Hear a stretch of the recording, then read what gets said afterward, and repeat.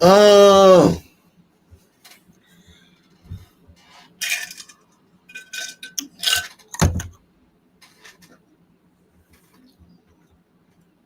what's cracking?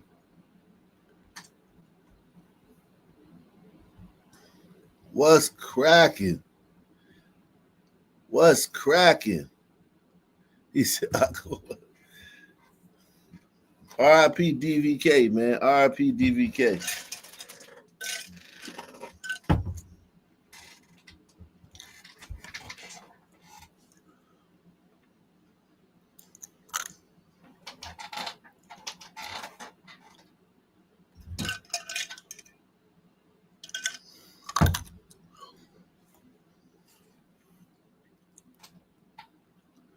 What's cracking?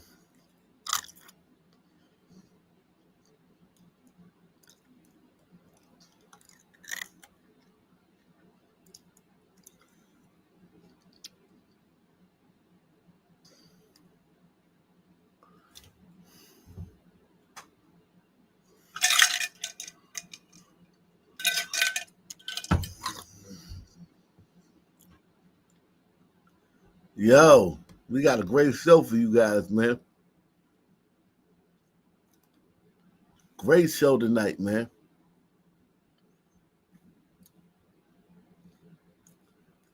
It's on and popping tonight. Make sure y'all hit the like button as y'all come in, man.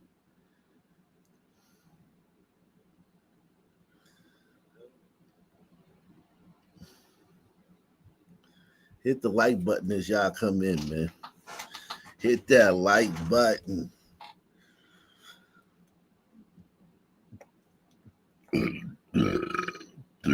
Woo, whoa.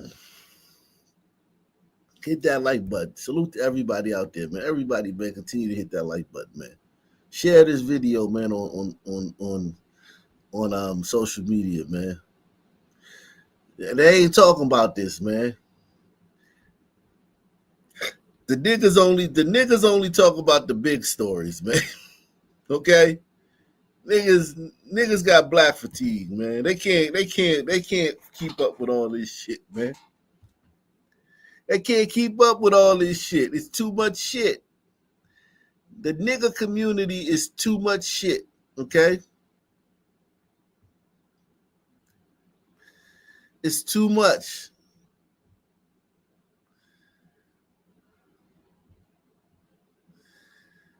It's too much. All right? It's hard to keep up with all this, man.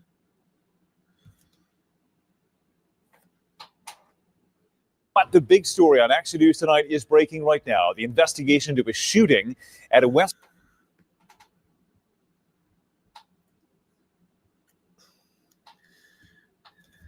You know, they can only do the viral stories. Black American can only deal with the viral stories. The Jacksonville police brutality, the dumbass nigga trying to bait the cops into brutalizing him, or the brawl in Cincinnati. Man, it's those nobody even died in those two cases. Press one. Nobody even died in those two situations, man. The nigga community is a fucking trip, dog. It's a trip. It's a trip, man. It's so much stuff, man. It's so much stuff, man. And we've been on top, man. Listen. Everybody smash that like button, man. All you guys, smiggity smash that like button. We gonna get into it, man. I'm telling you, man. We got a great show for you guys tonight, man. It is cracking. You heard? I'm talking about cracking. Black folk are wilding tonight, Jack. These black folk is wilding for the night. All right. I don't know if y'all remember Wild for the night. These black folks wilding for the night. Jeez.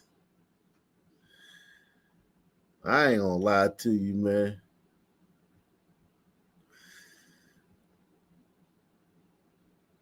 Black folks terrible, man. I ain't gonna hold you, man. We the pits, man. Ain't nobody, don't nobody even come close, man. Nobody compare, man. Nobody even compares. Make sure you hit that like button. Make sure you support the channel. PayPal, Cash App, Super Chat. Man, we should have 1,000 Patreon members, man. Every one of y'all should be a Patreon member, man. Every one of y'all should join the Patreon, man. And support the channel, man. Or be a member. Everybody should be a member of this channel, a member of the Patreon. Everybody should be, man. Ain't nobody else covering this, man. Ain't nobody else covering this. They only cover the viral stories. And I'm not saying that YouTubers are like, I'm better than any YouTuber, because that's subjective. All I'm saying is they can't cover all of this.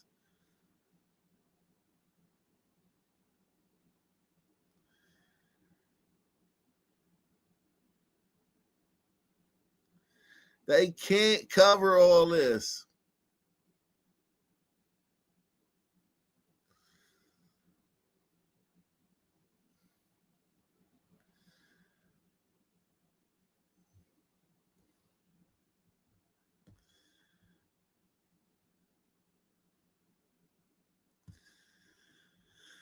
They can't even cover all of this. Okay?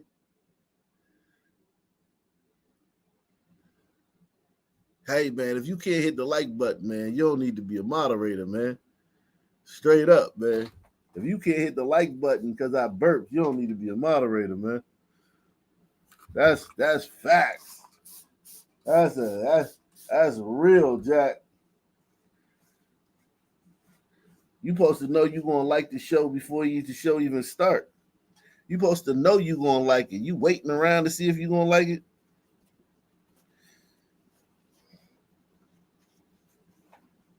You sitting there like, let me see. This one got right.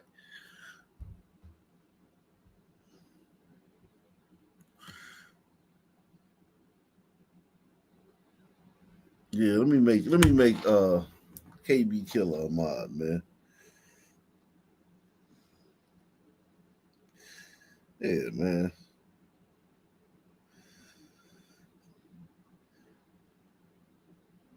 Ain't nobody covering this, man. I'm telling you, man.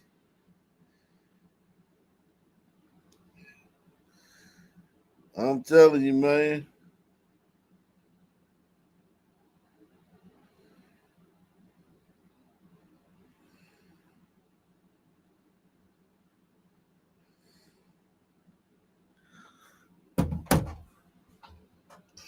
I'm telling you, man.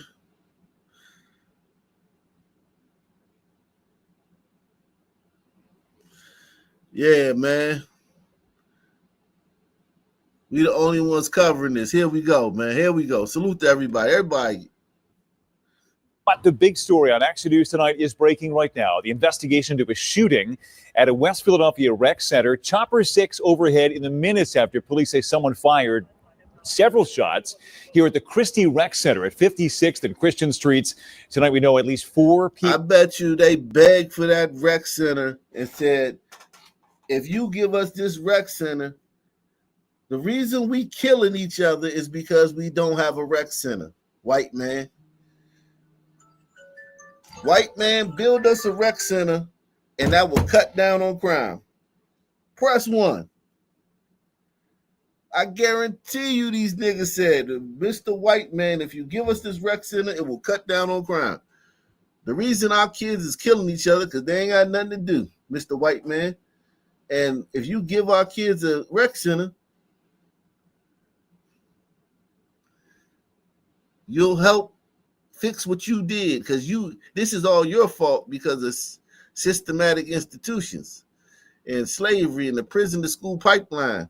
So come on, white man, fix your mess and build us a rec center. But the big story on Action News tonight is breaking right now. The investigation into a shooting at a West Philadelphia rec center. Chopper 6 overhead in the minutes after police say someone fired several shots here at the Christie Rec Center at 56th and Christian Streets. Tonight we know at least 4 people were shot here, 2 of them children. This the very first day that pool was open. Let's get right to Action News. Who opens fire at a pool full of kids?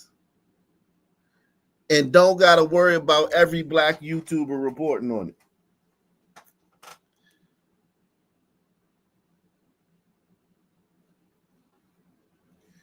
What race of people, what race of fucking savages could open fire at a pool in the nation's 5th largest city,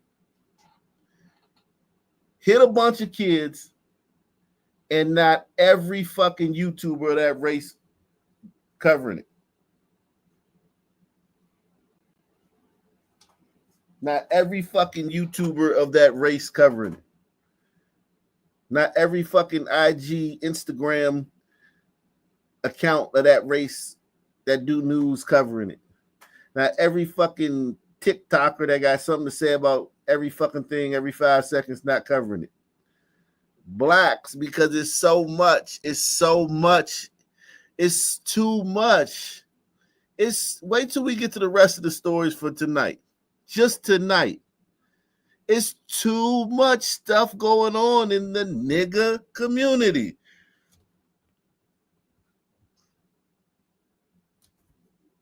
Make sure you hit the like button. Support the channel via PayPal, Cash App, or the Super Chat. It's too much stuff going on in the nigga community. All right? Too much. It's too much stuff. The N-word sphere. Niggas get tired. Yo, it turned you into a coon. Niggas turn you into a coon. If you cover niggas, you gonna be considered a coon. If you honestly cover niggas, if you don't try to soft shoe or tiptoe or straddle the fence or,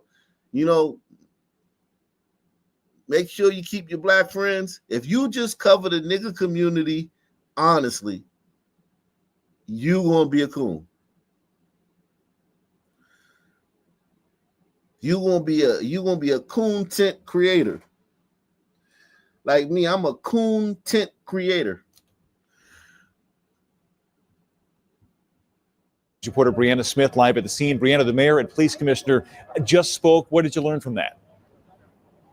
Yes, Brian, we just spoke to the both of them. They say at least 4 people shot, 2 children, a teenager, and a city employee. They say that this needs to be a safe haven for children today and every day. But that shooting happened outside of the pool area just a couple of hours ago. Philadelphia police say it all started when a fight broke out on 56th Street outside of the pool area at the Christie Recreation Center. A city employee and officers stopped the fight, but police say around 4 p.m. the suspects came back and fired shots at people on 56th Street. Police say stopped the fight, but police say around employee and officers stopped the fight, but police say around 4 p.m. the suspects came back and fired shots at people on 56th Street.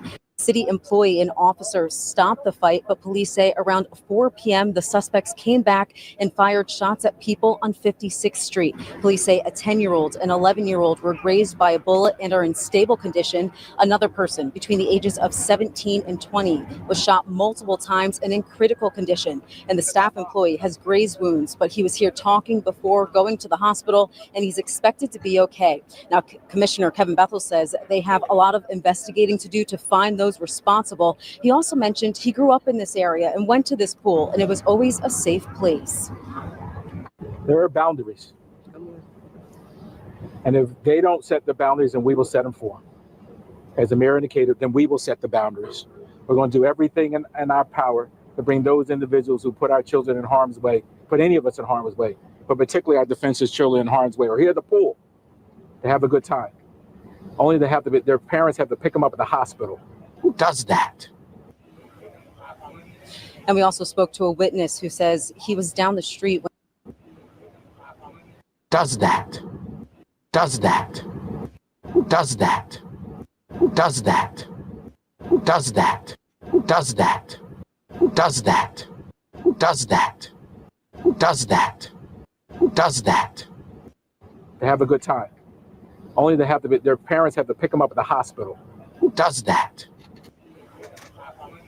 And we also spoke to a witness who says he was down the street when he heard several gunshots and ran over to see what happened. You know, we ain't seen nothing, but you heard it, and hearing it was just as traumatic. It was horrible, man. There's a bunch of kids, so they all screaming and yelling, and you looking for your kid. City leaders emphasize all those involved in this shooting will be held responsible, and city officials will be canvassing the area to speak to residents, make sure that they have the resources and support that they need. Detectives will also be in the area speaking to witnesses and collecting video and data. And of course, if you Thank you for the report, Gina. Gina from Martin, man. Where Pam at, Gina? Thank you, Gina from Martin. I'm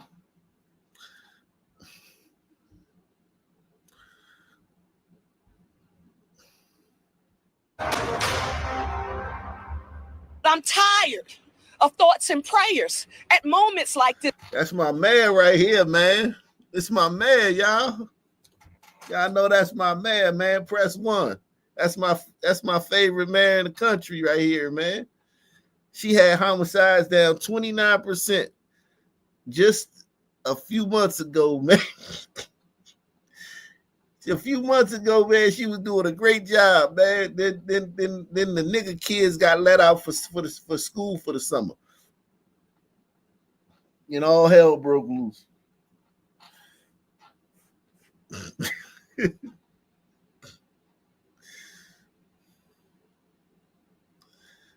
This my favorite mayor, man. Everybody hit the like button, man. Smash that like button, man. Smash it, man.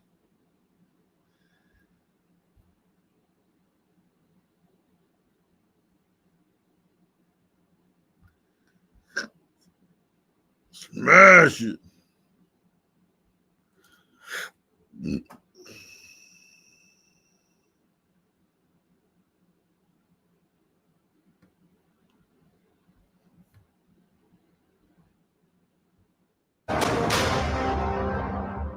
I'm tired of thoughts and prayers at moments like this because they seem so deficient. It is not enough. It shouldn't happen, and it shouldn't occur. From Philadelphia's mayor to the community, frustration is mounting over the gun violence in our city. Rec centers used to be places for kids to play safely, but as we have seen time and time again, that is no longer the case. Today's shooting outside a rec center and community pool in West Philadelphia happened while dozens of kids were swimming and its summer camp had just wrapped for the day. 5 people were injured, including 4 children, the youngest just 10 years old. This is the 10 o'clock news. I'm Sheba Russell. Here's what we know so far. Police say sometime this afternoon a fight broke out near. Yeah, man, ban pools. That's right, man. That'll fix it. Just ban pools in Philadelphia, man. I mean, all the pools too. The pools in the Asian neighborhood. The pools in the white neighborhood, the pools in the Hispanic neighborhood, because you can't just ban the pools in the black neighborhood. That'll be racist. So it says ban pools, ban all of the pools, close them all down, and we won't have this type of stuff happening anymore because it's obviously the pool's fault.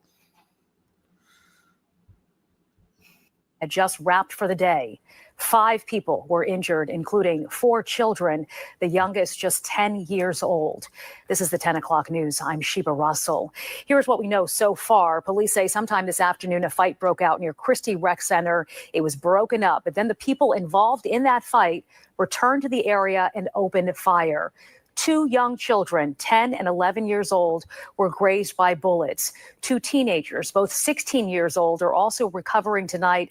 1 is in critical condition. And an adult rec center employee was also grazed. Our Shawnette Wilson is live at Philadelphia Police Headquarters for us tonight. Shawnette, we are most certainly feeling the frustration and the sadness here.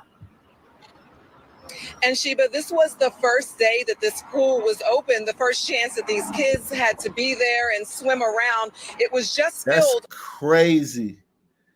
The first day the pool opened. These niggas are insane, Jack. Listen, man. The first day they opened the fucking pool. God damn, niggas. God damn. Frustration and the sadness here. And Sheba, this was the first day that this pool was open, the first chance that these kids had to be there and swim around. It was just filled over the weekend. What has happened has rocked this community. That means that you have no regard for human life. You have no regard for our young people. A tragic scene at Christie Recreation Center in West Philly this afternoon. Police crime scene tape around the pool and parts of the building. Shell casings on the ground, even a bullet hole in this car parked near the corner of 56 and Christian. Those people who are responsible, whomever they are, once the investigation is complete, any and everyone associated with this will be held accountable. City officials were upset and angry to report a shooting that left 5 people hurt. Investigators say police took a 10-year-old boy and 11-year-old girl to CHOP, both with graze wounds and in stable condition. They say a 16-year-old boy arrived at another hospital where he is in critical condition. Another 16-year-old boy was taken to Penn Presby in stable condition. And lastly, a 32-year-old man who is a city employee with the rec center suffered a graze wound to the hand and is in stable condition. To find that we have almost 75 children in the pool, and individuals will come down here and fire when our children are here. There are boundaries. And if they don't set the boundaries, then we will set them for them. Police Commissioner Kevin Bethel says early information is that there was a fight here earlier in the day that rec center staff and an officer on detail here broke up. But around 4 o'clock, people came back. Fired at individuals who were not in the pool, but on 56th Street outside of the pool. Harold Boswell is a community crisis intervention advocate with an organization called Eddie's House. It breaks my heart. It breaks my heart because I got kids and my team, they got kids. He says they canvass this area almost every day. We tell people all the time, you got a problem, reach out to us. We'll try to solve it for you. They don't have to go this far. Eli Mount lives nearby. So they got community, they got violence interrupters out there every day. Shout out to Eddie's House. But they got violence interrupters that canvass the neighborhood every day in his neighborhood. On 56th Street outside of the pool. Harold Boswell is police everywhere. Police broke up the initial fight. Still couldn't stop it.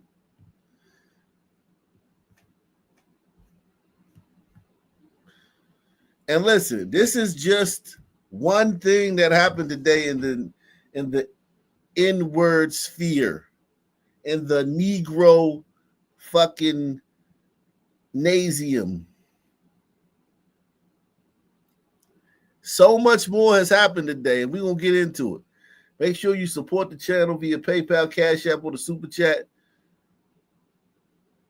Shout out to Anthony Madison, man. He says somehow it's got to be Trump's fault.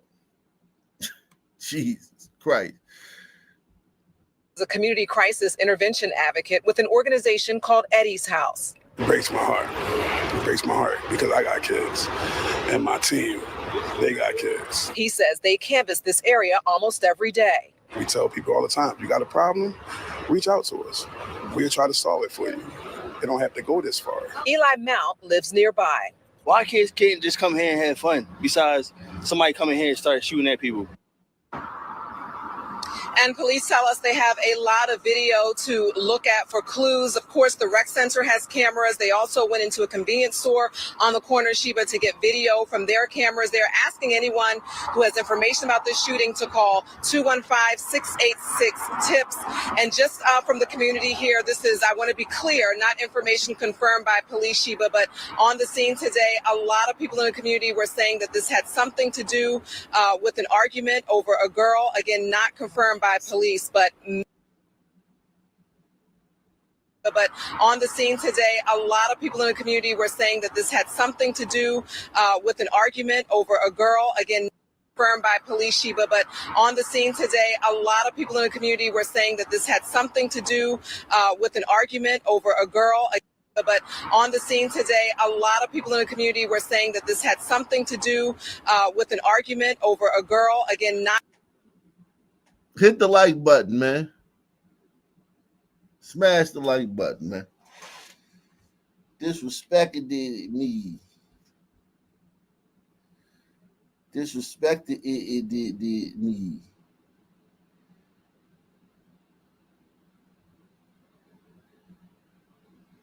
You disrespected kid did me. Now to safety concerns on the CTA. An aggressive passenger on a red line train. With no police or security on the train. An aggressive passenger on a red line train. Let me see. Who could this be? Who could this aggressive passenger be? Who could this aggressive passenger be? Is it Amish? Yeah, that sounds about. I'll go with Amish. It's probably an Amish team. Yeah. Now to safety concerns on the CTA. An aggressive passenger on a red light train. With no police or security on the train, passengers stepped in to help in all this. Our investigator. Y'all better be careful with that. Y'all know what happened to Daniel Penny, man. Y'all see what happened to Daniel Penny, man. They turned his life upside down. Now, he won. I ain't going to sit here and act like he didn't win his case. He beat it. But, man, you ain't going to get $1 million give, send, go like he did to get a great lawyer. Everybody ain't going to get that. Melina live outside the blue line in the loop for us. Hi, Tara. Hey, Chris and Erica. Chicago police have not charged the man in the video you're about to see, so we've blurred his face. But it's an example of the type of incident that's unfolding on our transit system, leading to feelings of unsafety as we track crime on the system. All right, so now what? We know is us going. All right. Yo, man. Jesus Christ, man. Jesus Christ.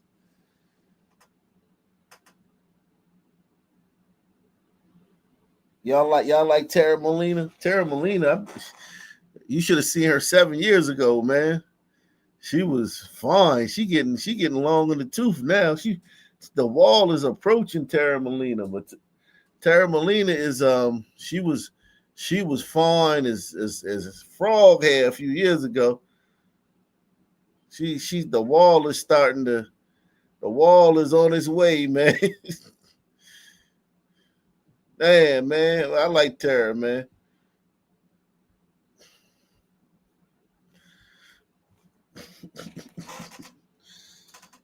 Hey.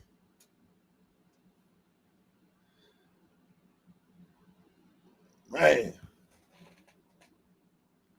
I'm telling you, man. Are y'all enjoying the show? Press 1 if you're enjoying the show, man.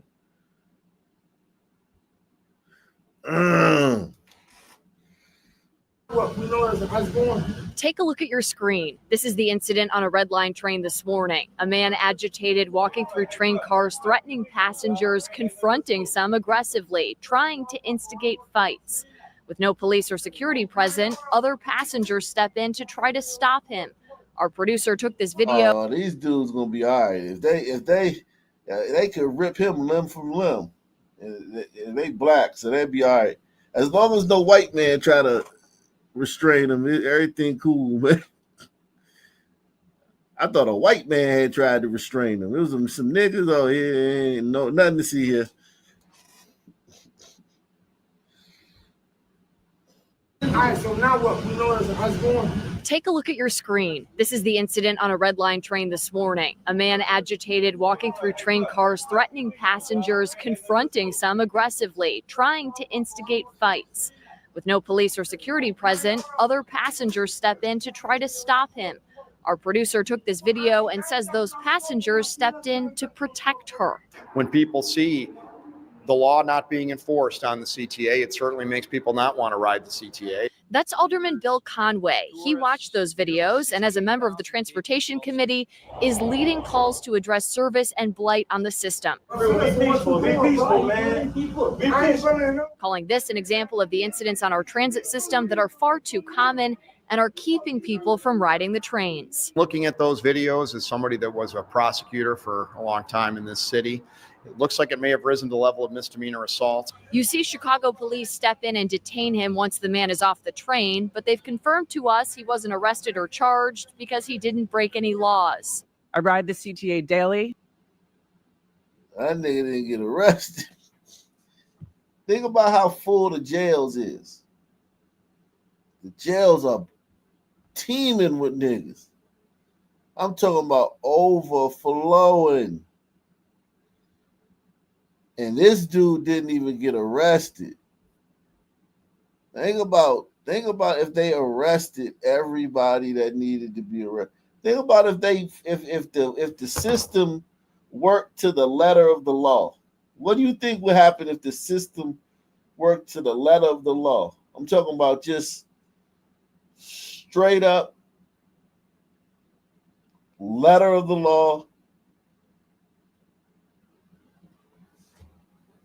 No DEI, no fucking affirmative action, no goddamn bullshit. Just straight up letter of the law.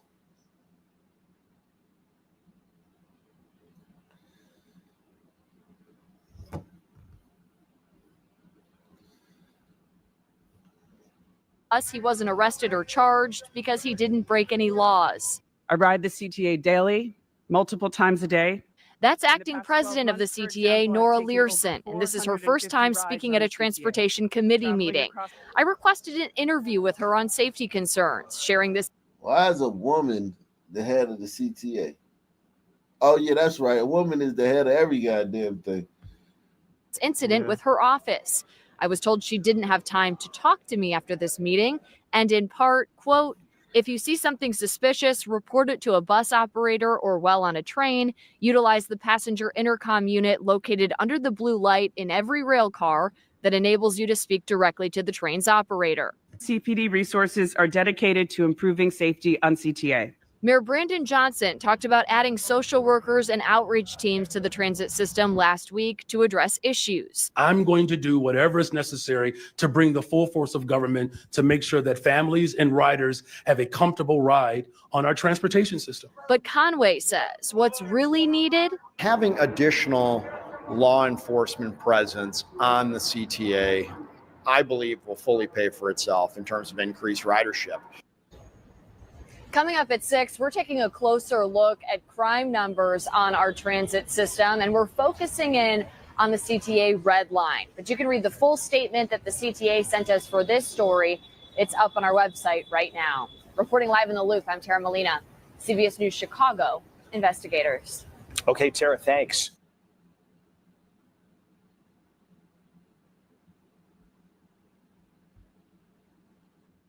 Now, only on CBS News Chicago, the victim of a string of car break-ins in the southwest suburbs are sharing their scary story and the video of the armed thieves. They spoke to our Jermont Terry tonight. It's 6 a.m. Wednesday morning, and you're watching armed thieves in the driveway of Sal Morales. I was coming out to work in the morning. I come around my wife's truck. Only to realize something was clearly wrong out front. I get here and there's glass on the floor. I look up, my window's busted. I look over, my wife's window's busted. These masked gunmen lurking minutes earlier had broken into the vehicles. I ran in the house. I told my wife, call 911. While Sal was shocked by the brazen act, he was more worried because of what these thieves took from his wife's truck. So I know my wife has a concealed carry. She has a gun in her car. I opened the door, her gun was gone. And in the video, you can see one thief with a gun on the left.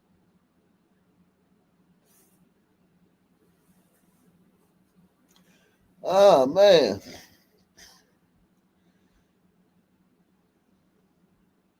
We need some sponsors tonight, man. We need some people to sponsor the show tonight. Sponsor tonight's show, man.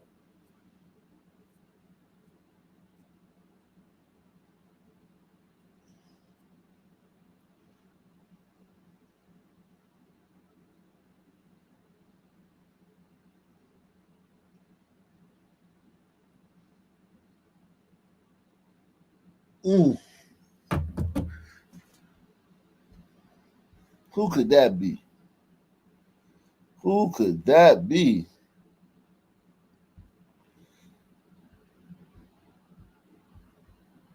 And in the video, you can see one thief with a gun on the left looking directly at the camera. He looked like an hombrito. His nose start between his eyes. That looked like an hombrito to me. But the crook on the right in this image shows him walking off with the stolen gun in his hand. I'm grateful that I didn't come out any sooner because it would have been a bad situation for my wife. And it turns out Sal's two vehicles were not the only ones hit up overnight by this crew. Oakland police say that multiple vehicles were targeted around 5:30 Wednesday morning. And now they're asking neighbors to look at their cameras to hopefully say, nah, that's a son, man. That's a red nigga. And then a red nigga. Catch a license plate of this car.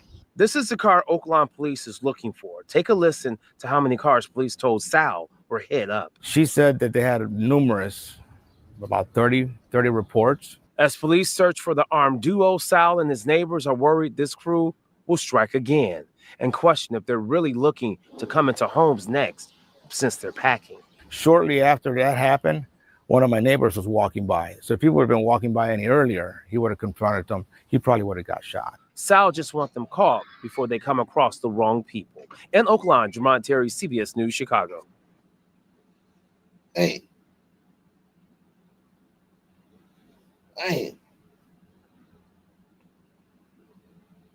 Man.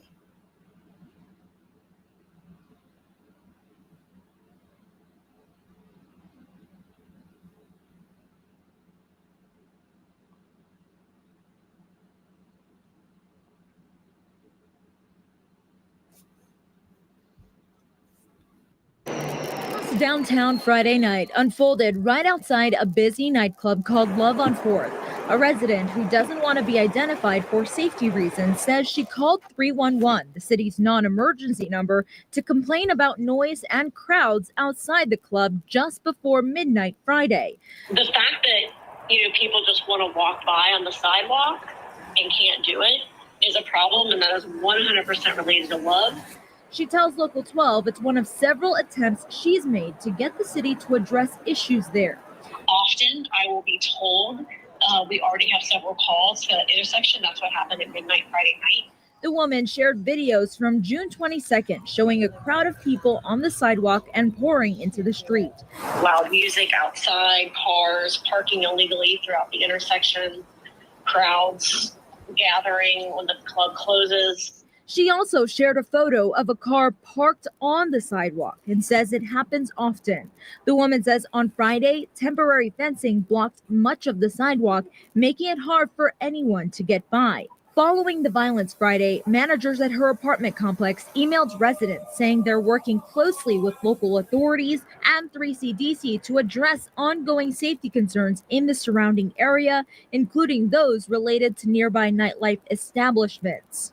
Monday, Love on 4th's Instagram page shared Mayor Aftab Pureval's statement addressing the violence. The club wrote, "We felt incredibly supported over the past 3 days. The calls, texts, the support of CPD, our elected officials, business leaders, and of course, our customers has been overwhelming. We appreciate the showering of support."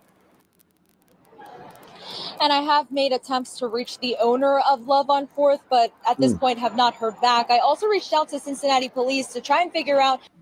Yeah, Asian persuasion. If Love on 4th had a permit to block the sidewalk. For now, live downtown, Morella Porter, Local 12 News. All right, Morella and investigators still. Morella.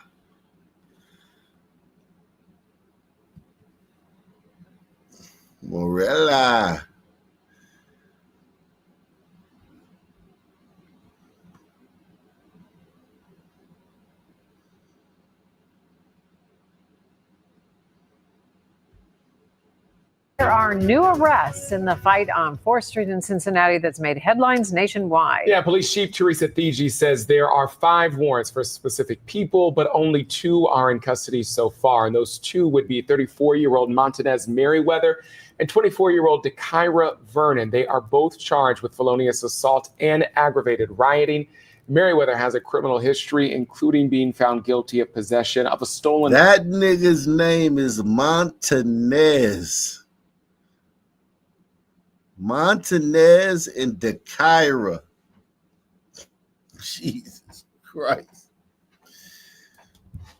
Montanez and Dekyra.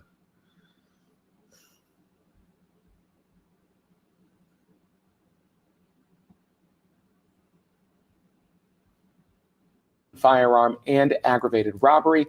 Vernon has no prior criminal history. Those who call downtown home are concerned about the recent violence. It was a packed house inside the public library tonight. That's where residents came to hear from city leaders about what's being done about safety in that area. Local 12's Chris Arnold was at that meeting. He joins us now live with what was said. Chris. Well, good evening, Kyle. Yeah, several leaders, city leaders that is, were in attendance tonight. Now, Cincinnati Mayor Aftab Pureval attended the meeting via Zoom and addressed the crowd for a little more than 2 minutes. Now, for those physically in the room, they all weighed in on the events from a few days ago, shown in a video that has now gone viral. I do not accept this one incident that we had this past weekend, and I'm definitely not going to let it define us. Let me be clear.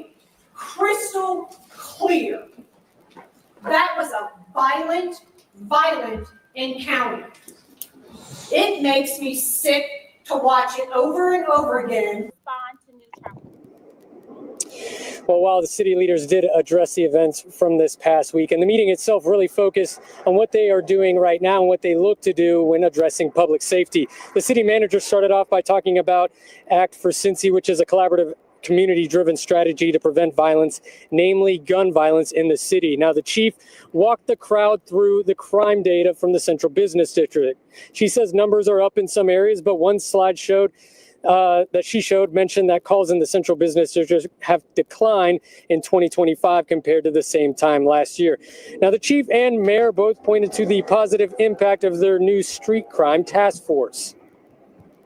The dark blue is 2025, the light blue is 2024's data. You can see, since the task force has been in operation, the direct impact they've had on property crime in CBS. That doesn't mean that they're only operating down here. They have citywide responsibilities. I've been proactively going after the street-level crimes our residents have been victim to. To institute new directed walking patrols in parts of our urban core at the direct request of our residents. Well, I spoke with Joel Schindler tonight, who has lived downtown for 5 years. Schindler says he was pleased with what he heard from Chief Thigi and mentioned one thing he'd like to see in the future. From my perspective. Did you just say this never happened when Jerry Springer was mayor? Yo, this always happened when Jerry Springer was mayor of Cincinnati.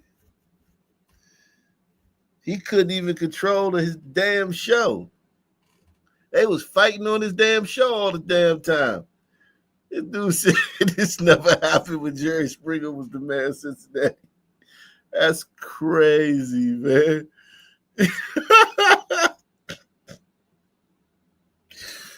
Perspective from where we live and what we see, that increased police visibility, especially in some of the later hours, 10 to 2 a.m., is critically important. That kind of visibility so that people have in the back of their mind a concern that the police could come by and address any of these issues, that would be great. Well, another topic of safety that was discussed at length tonight was the city's youth. Now, City Manager Cheryl Long says they are looking into how to successfully and safely enforce a curfew for unaccompanied minors. For now, live outside the main branch of the public library, Chris Arnold, Local 12. All right, so we got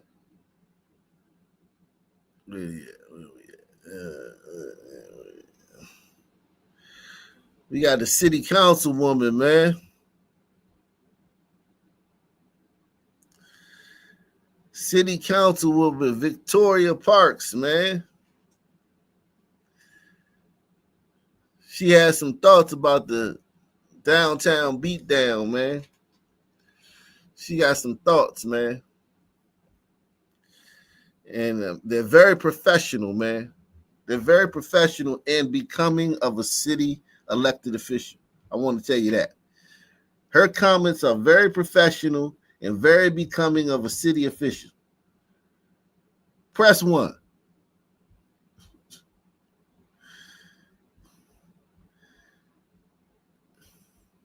She got some comments, you know what I mean, about what happened, man.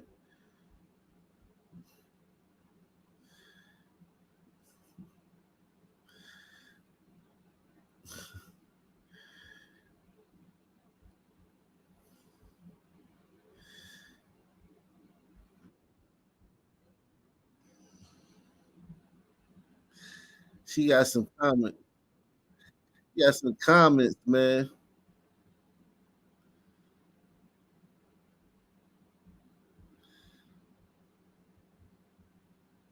All right, man. Let's see her comments, man.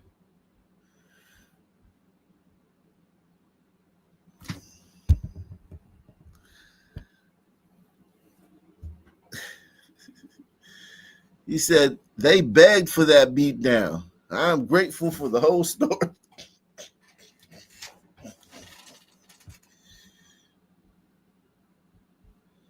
I'm sure she's going to be punished severely for making that comment, right? I'm sure she's going to be reprimanded.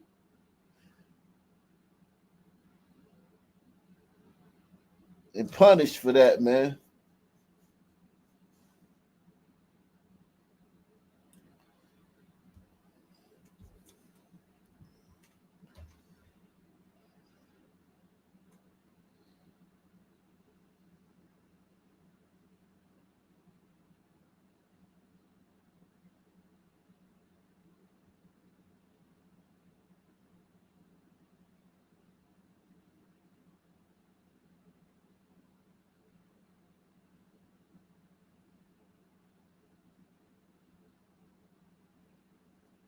I'm telling you, man.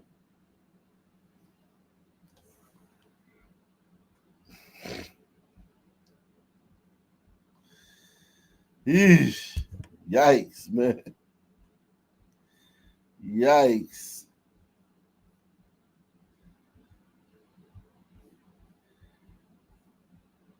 Here she is, too.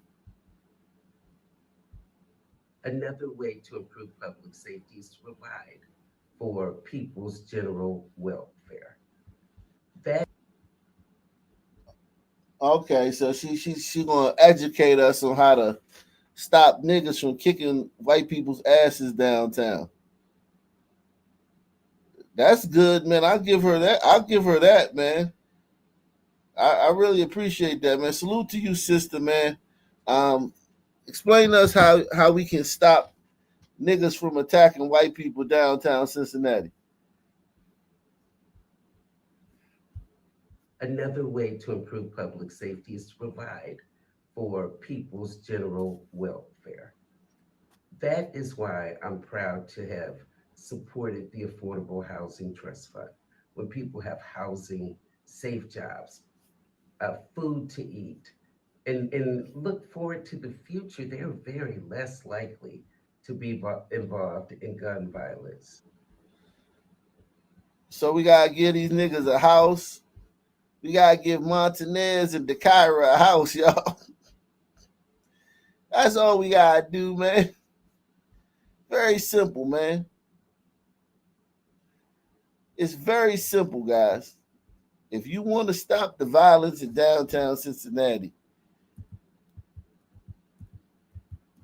you know, just buy Montanez and just give Montanez. I ain't even say buy. Give them. Give Montanez and DeKyra a house.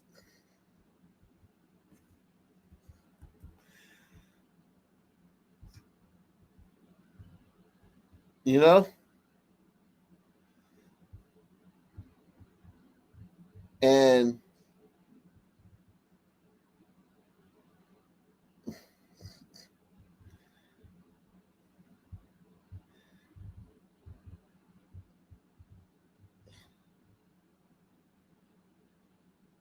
everything will be all right, man.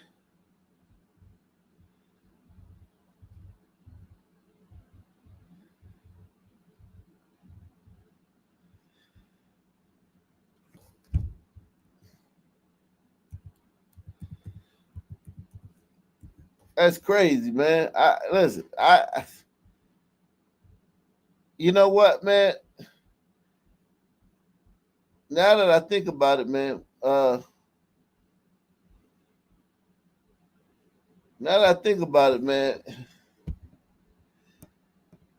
so they say you need housing and food. This sister need food, y'all.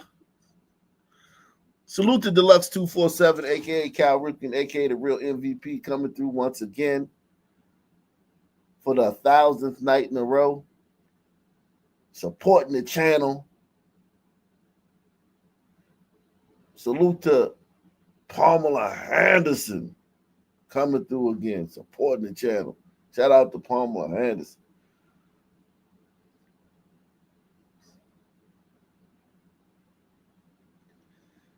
So if we give these guys food and free housing, how does she know that these people don't have housing or food? How does she know that this woman don't have food, man? I don't know, man. I'm not sure that this woman's struggling with food, man.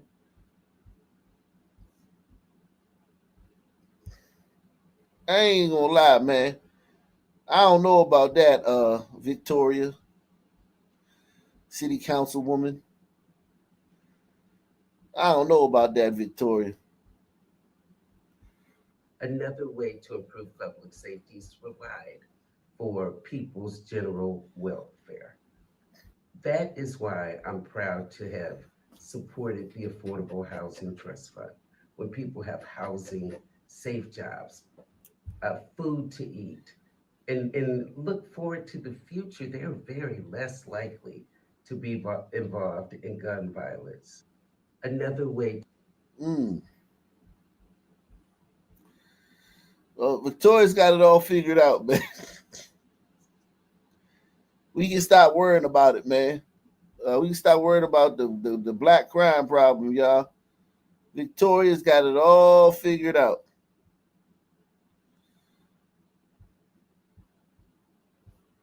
So today I want to talk to you about reparations and shit, you know what I'm saying? So we're going to get into that with a few clips. We're going to let Shaniqua speak for herself a little bit, and then we're just going to take a little closer look at Shaniqua, how she lives, what her family dynamics are like, so that we can get a real sense of Black culture, so that we can really understand their needs and help provide equity for them, because we obviously owe them. But first, please subscribe to my ex at Shamelessberg if you haven't, to help this channel survive in case it gets gassed. Also, please like, comment, share, and subscribe. I got a little over 200,000 of you watching and about close to 50,000 subs, which is good, but I do want to keep this channel growing, so please do those things. It will help me a lot. All right, so let's get to Salute to Barry B, man. Barry B is in the building, guys.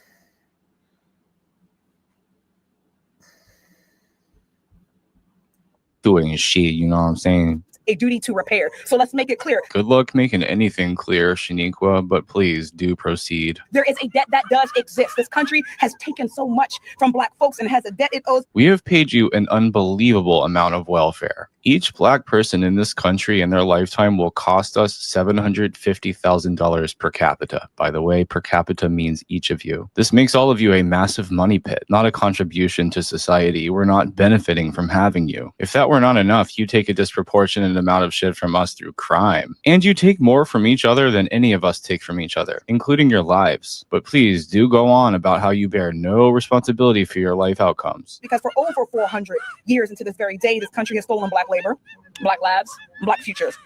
Give me a fucking break. The last time you guys did any meaningful amount of work was before 1865. By the way, your ancestors sold you out. They sold you out. Now, why don't you go get that refund? And maybe Black should stop stealing Black lives and Black futures. Did you ever think about that? You hold each other down. You kill way more of each other than we kill you.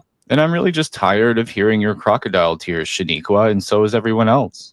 Industries were built and maintained through the subjugation of Black people in this country, and wealth was built and maintained through the discriminatory policies that still plague us to this day. Policies? You mean like all the welfare and the affirmative action and the DEI that you've been enjoying for all this time? You mean like that? You mean like forced racial integration? When our and Black people continue to be shut your daggone mouth. Look at this. Shaniqua and Tyrone over here. They're being very proactive about their reparations collection.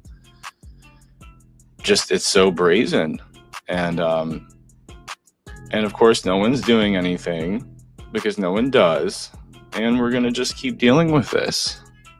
Shit, give me that, you know what I'm saying? Pay me them reparations, you know what I'm saying? Shit. Just walking right on the fuck out of there.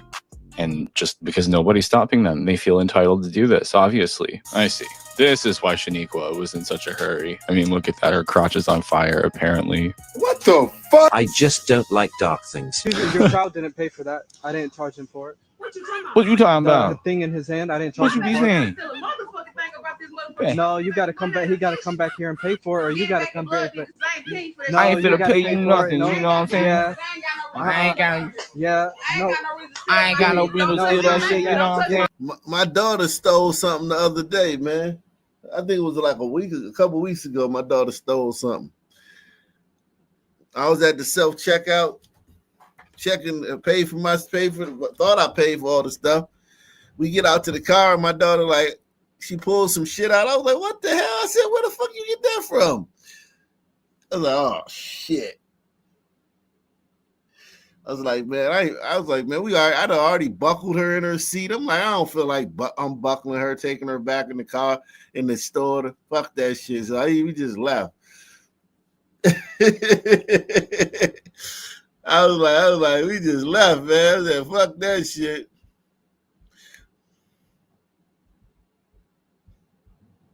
Don't touch my baby. Don't touch my baby. No, give me that. Yeah. No, give me that. Don't give me that. Kids don't know. Kids don't know that stuff costs money.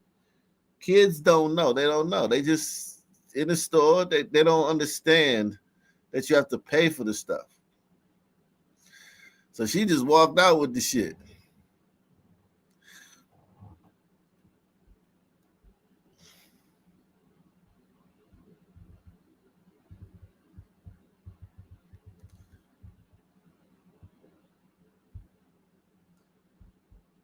I'm tired of next you. Generation of fucking thieves. What kind of people set this kind of Black example people for their fucking children? Me and my crew. That's why we gotta make it, because Bookie, I gotta go stay in my office before my That's what's up. Yup. That's what's up. Shit. Shade. Shade. Shawty! You gotta raise them up right. You know what I'm saying? Look at little Tyrone back there. He's like, shit. Give me that. And don't ask me why Hey, I'm don't you stealing be our asking me. Because they $40, bitch. Don't you be asking me. Came on. We need the thing to like scoop it Let's up. scoop it up. Scoop it up. Now, I'm not too girl. It's probably the right thing.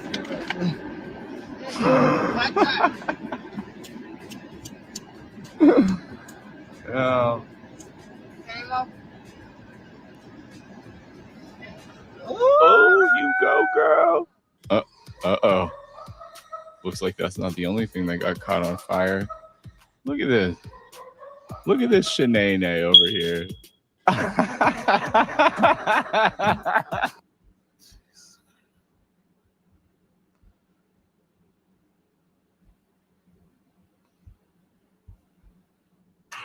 Yeah, that's what's up. Yeah. I don't play with one bullet. Shit, I don't even play around. I got them switches. I play it 25 That's right. minutes. I just spray around.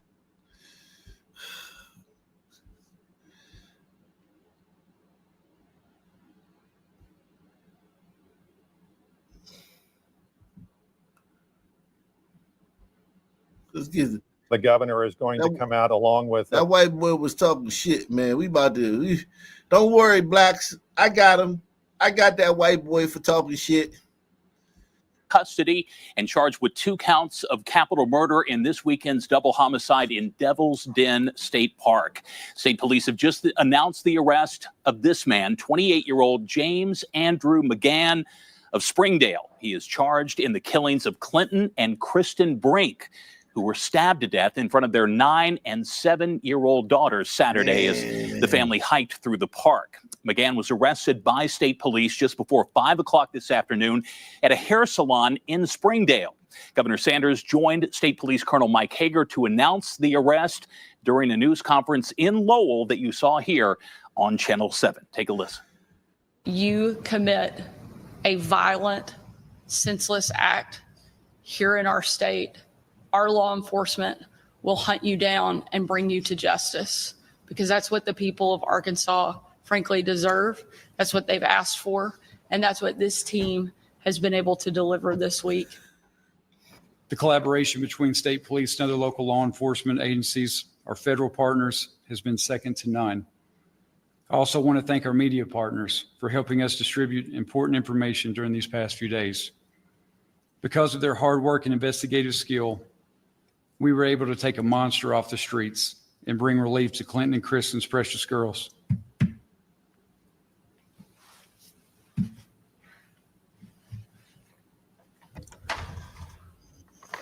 And to the rest of citizens of Arkansas.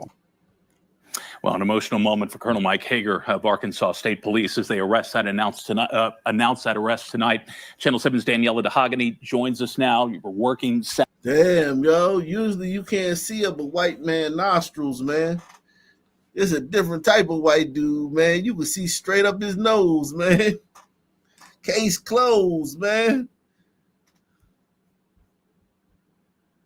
Make sure you support. Make sure you sponsor the show, man. Make sure you guys sponsor the show. We need to see some people on the board, man. Get on the board sponsoring the show.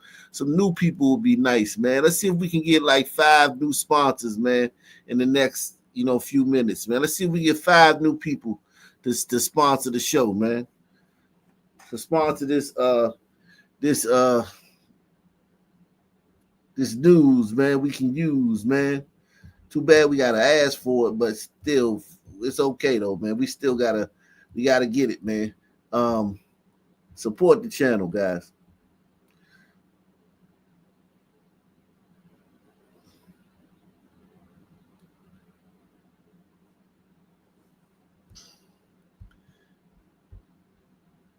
We bring a fair and balance. White, y'all thought y'all was gonna get off the hook, white folk.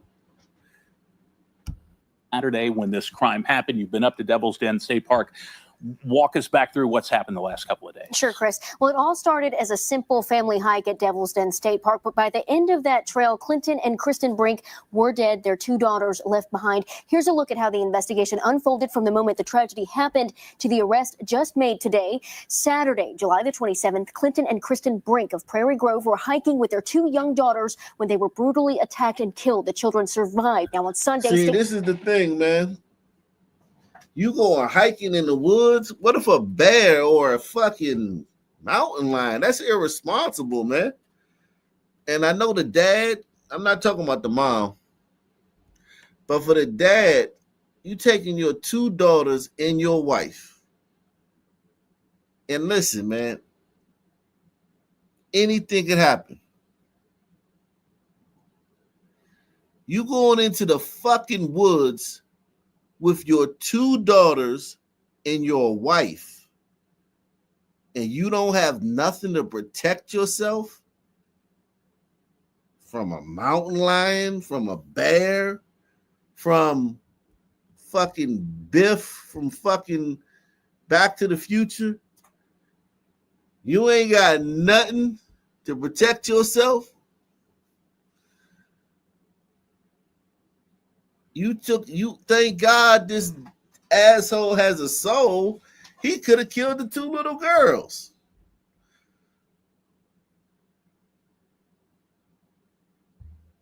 Salute to him for not killing the 2 little girls.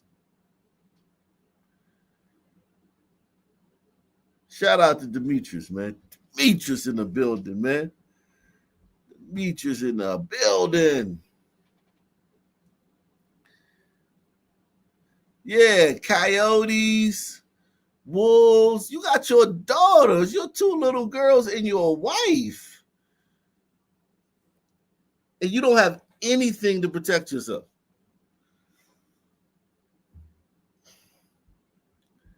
That's crazy.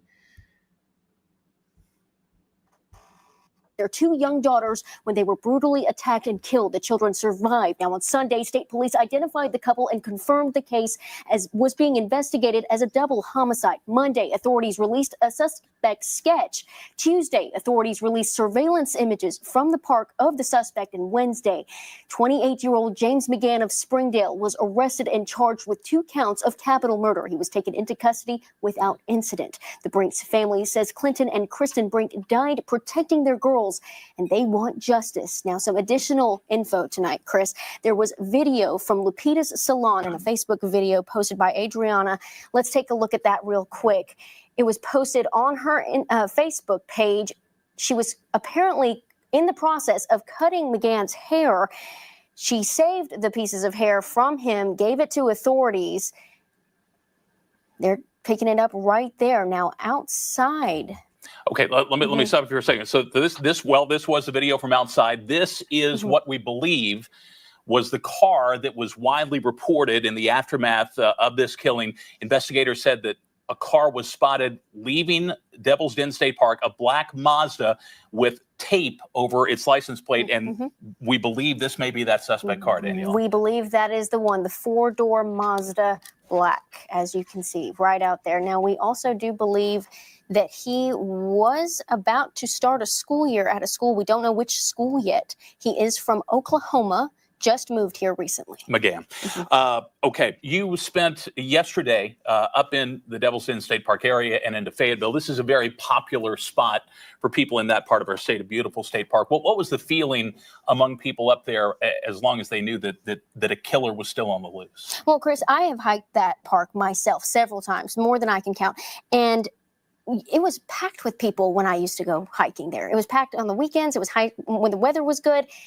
Yesterday, when we were there, empty. You could hear all the birds chirping. You could hear crickets. You could hear the water rushing. Silent. Radio silent. No one was on the trails. The trails are cut off to the public as of right now. I believe they're still going to be cut off for a limited time, but quiet. And when we went up to the campus, talked to some students that frequently hike there as well, they're scared. They're scared to go there. Their parents warning them, please don't go out there until it's safe. Well, they'll feel a lot better tonight knowing that an arrest has been made. Again, 28-year-old James Andrew McGann under arrest in the Devil's Den killing. During that news conference tonight, investigators really declined to talk about the details of what may have happened in the park, what may have motivated this crime. We do know, though, Daniela, that it happened in front of the little girls that belonged to the Brink. I don't know how he didn't kill those little girls, man. I want to know what, like, because those little girls going to testify against him. And did he not kill them because he didn't want to kill them, or did the parents fight him off and die after he left, succumb to their wounds after he left? I'd love to know that story, man. 9 and 7 years old, but they managed to escape unharmed. They managed to escape. Now, what we know is that Kristen apparently saw her husband being attacked, took the girls to a car, had them safe there, went back to help her husband. Then she herself was also murdered. And then it was the girls. Damn, that's bananas. 7 years old, but they managed to escape unharmed. They managed to escape. Now, what we know is that Kristen apparently saw her husband being attacked, took the girls to a car, had them safe there, went back to help her husband. Then she herself was also murdered. And then it was. Wow, she was a down ass bitch, man. She went back to help the husband. She could have stayed with the girls and drove to try to get help. She went back to try to help the husband. She was a down ass wife, man. Salute to her, man. In that case, though, you know what? I don't know what I would want my wife to do, but I want her to leave, go with the kids and leave, or come back and help me fight. See, that's why I always keep some shit on me, man. That's why I always keep some shit on me, man. That motherfucker would have been, yeah. That's why I always keep some shit on me, man. Something. Always keep something on me. If I don't have something on me, I feel naked. And I'm not gonna lie, I hit hard. I got a nice, like, the shape of my hands is very, very very dangerous. I got dangerous hand shape. And I hit very, very hard. But I still like to have several weapons on me. I still like to have weapons, man. I still like to have weapons, man.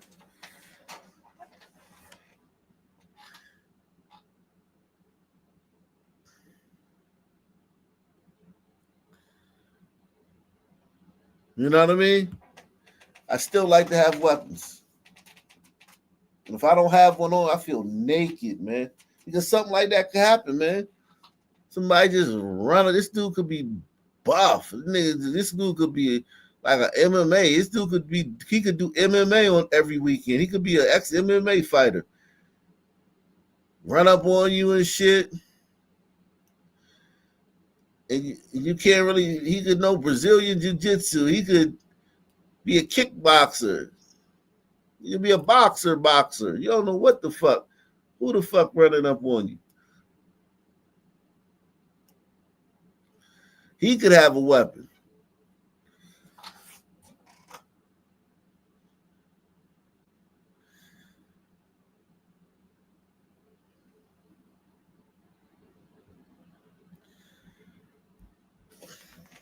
The girls who went for help, and they came back and found those bodies. Again, we're looking forward to hearing more details about exactly what led to this arrest. But the breaking news tonight, 28-year-old James Andrew McGann of Springdale is in custody and charged with the Brinks killing in Devil's Den State Park. We'll continue working this story and have the very latest for you.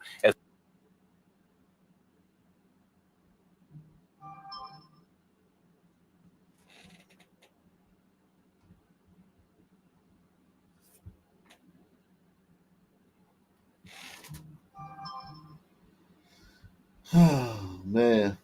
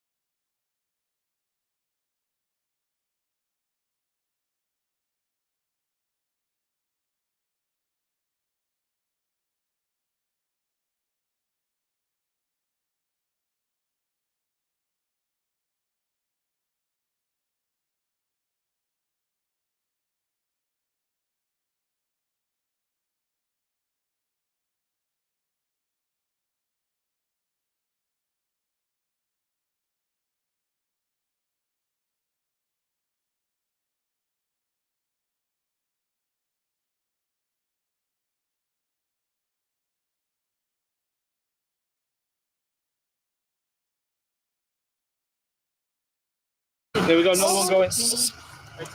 Right into the mink. There you go. I gotta go. Oh my goodness. My name is Joseph Carter, and I am the Mink Man. When I was a senior in high school, I started learning about the American mink. I was told that mink were horrible, vicious little animals who are impossible to tame. Challenge accepted. I've been in love with mink ever since. I get mink from fur farms and give them a new life. In this new life, my mink live as naturally as possible, even hunting for their dinner the way a wild.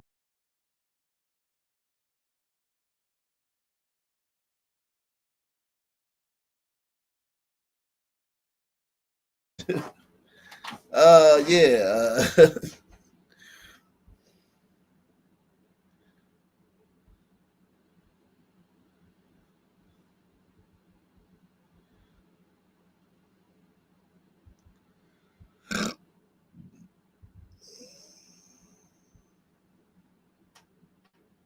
Tonight, D.C. police are asking for help tracking down 2 suspects in swimsuits. Detectives tell us they forced their way into an apartment here on Central Avenue in Southeast last week and went on the attack. And in the video, you can see they weren't wearing much. Our Walter Morris caught up with the victim who fought back. It is a story you will only see on News 4.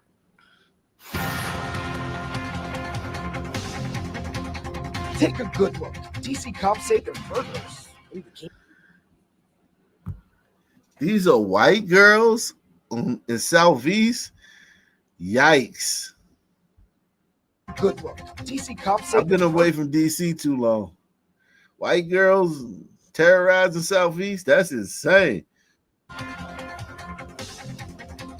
Take a good look. DC cops say they're burglars in bikinis. Detectives say these ladies wearing very little attacked a woman inside of her apartment and got more than what they bargained for. I'm not saying I'm dangerous, but like you see the area I'm living in, and you would think that I will be like, I was just stay there, like taking the whole stuff. No. Days later, we caught up with the resident who gave those suspects in swimsuits a reason to run. No shirt, no shoes, Okay, no so pants. they were her friends. They were her friends. There's a Hispanic girl. These Hispanic girls. That's an hombrita. Yeah, an hombrita. Taking the whole stuff. No. Days later, we caught up with the resident who gave those suspects in swimsuits a reason to run. No shirt, no shoes, no pants, but they got a problem. I'm over here telling you the kid is with me and they don't care.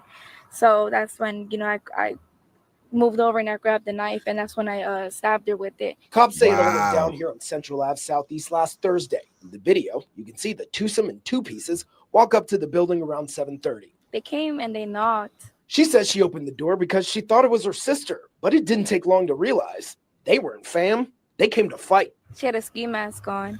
So, I was like, I realized it was weird. Tried to close the door. She came and she was like, I'm sorry. Like, she literally said, I'm sorry, and then threw the first punch. She was holding on to my hair and punching like the back of my head because she was holding my head down. But these bikini bandits picked the wrong one. The 20-year-old squaring up, grabbing a knife to defend herself and her 4-year-old niece, who was standing feet away and wound up getting bruised in the brawl. I had my niece with me. I don't think anybody would stay still having their baby. It's a freaking little girl. She says she called the cops after they ran off because she thought she stabbed the one in the black tee. And news of the apartment ambush leaving neighbors like Jerry McIntyre stunned. That's crazy. We need more security in the area. And the building needs to be. That's niggas answered everything. We need more. We need more. We need more. Neighbors like Jerry McIntyre stunned. That's crazy. We need more security in the area. And the building needs to be more locked and secure. So here they are again. One was last seen appearing to be wearing a black shirt over a bathing suit with shoulder-length dark hair. The other, a pink bikini and some sort of ski mask, both barefoot. I didn't care about me. Like, it didn't even hurt. But my thing is, you hurt my knees. While the search continues, this aunt-turned-avenger has a message for these ladies who punch. They're stupid. Like, the one hitting me had no ski mask on. So that's a stupid mistake, first of all. The second girl recording the whole thing had a ski mask on. So it didn't make sense. And neighbors say those women hopped into a getaway car that was waiting for them. Again, if you know who they are, call MPD. In the district, Walter Morris. That's the oddest story I've ever seen out of Southeast. I ain't even gonna lie to you, man. I ain't even gonna lie to you.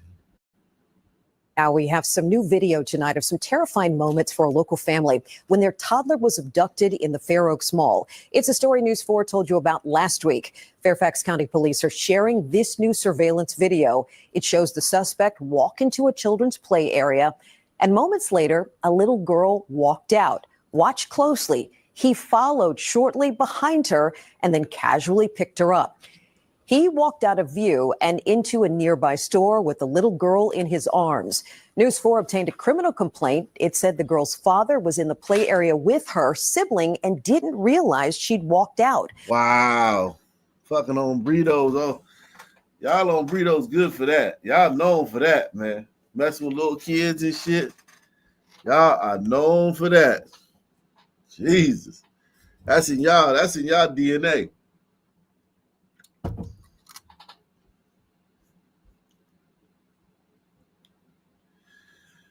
Wow. That's horrifying, man. This is horrifying. I know his wife, I know he had to go home. He had to go home and hear his wife's mouth about it. That dude ain't never, that dude could live another 100 years and he ain't never gonna hear the end of this shit. Press 1. A little girl walked out. Watch closely. He followed shortly behind her and then casually picked her up. He walked out of view and into a nearby store with the little girl in his arms. News 4 obtained a criminal complaint. It said the girl's father was in the play area with her sibling and didn't realize she'd walked out. Her mother actually happened to be in the store that the suspect wandered into. She noticed the man with her child, confronted him, and he gave the girl up and took off. Fairfax County Police eventually arrested him. His name is Andreas Caceres Jalden. Straight up Mayan. A full-blooded Mayan. Make sure you support the channel via PayPal, Cash App, or the Super Chat. We got 290 in the building, 278 in the building, counting Twitter. Make sure y'all support the channel. Sponsor the show.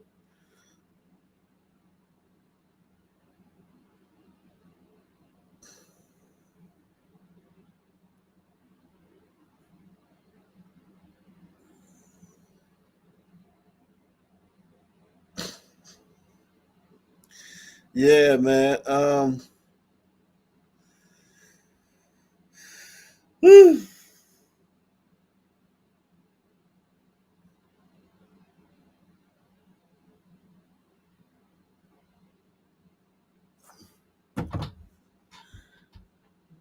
Shout out to Big Larry. Big Larry in the building, man. Big Larry is in the building. That's a whole fucking Aztec right there. No admixture. None.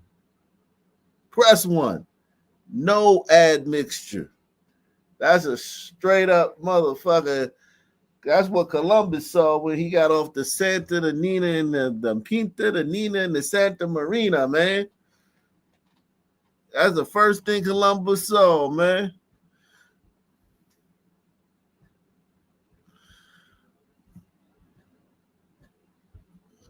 Police Chief Kevin Davis joins me now to talk a little bit more about this case and this new video. Chief, thank you so much for being here. To watch that video, it is frightening. A parent, grandparent, anybody, when you see that, it's really, really chilling. We did some counting here, and there were just 22 seconds from the time the child left the play area to the time that man actually picked her up and started to walk away. Why is it so important for you guys to make sure that the public is seeing this video? Well, beyond the immediacy of this really scary event, and thankfully we arrested him that day, the perpetrator. Mm-hmm. But imagine Pharaoh's Yeah, but he still had his way with that little girl. When he went in that store, he probably took her in the back dressing room or something and did what he did with her. That motherfucker did something with that little girl while he was with her. He ain't just kidnap her to fucking like rubbing, you know what I'm saying? To have a fucking father experience. That motherfucker did something to that little girl. I guarantee you. That's why he got her.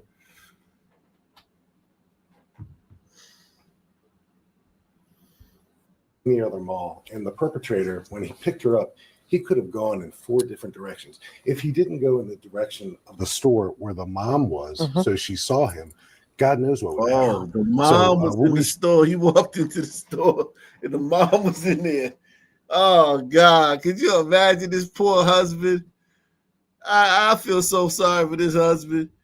Yo, you in the play area with your kids. Your wife is in the store across the way from the fucking play area. And then goddamn fucking Juan Valdez walk in the fucking store holding your daughter and shit. And your wife is like, what the fuck? Yo, that husband is that he might as well divorce her. Press 1. That man might as well divorce that woman, man.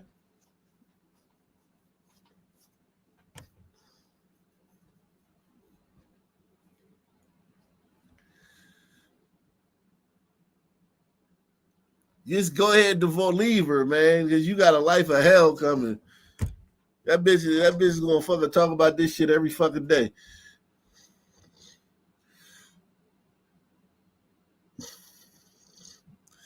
Yeah. You just leave her. Leave her now, bro. Cut your losses, man.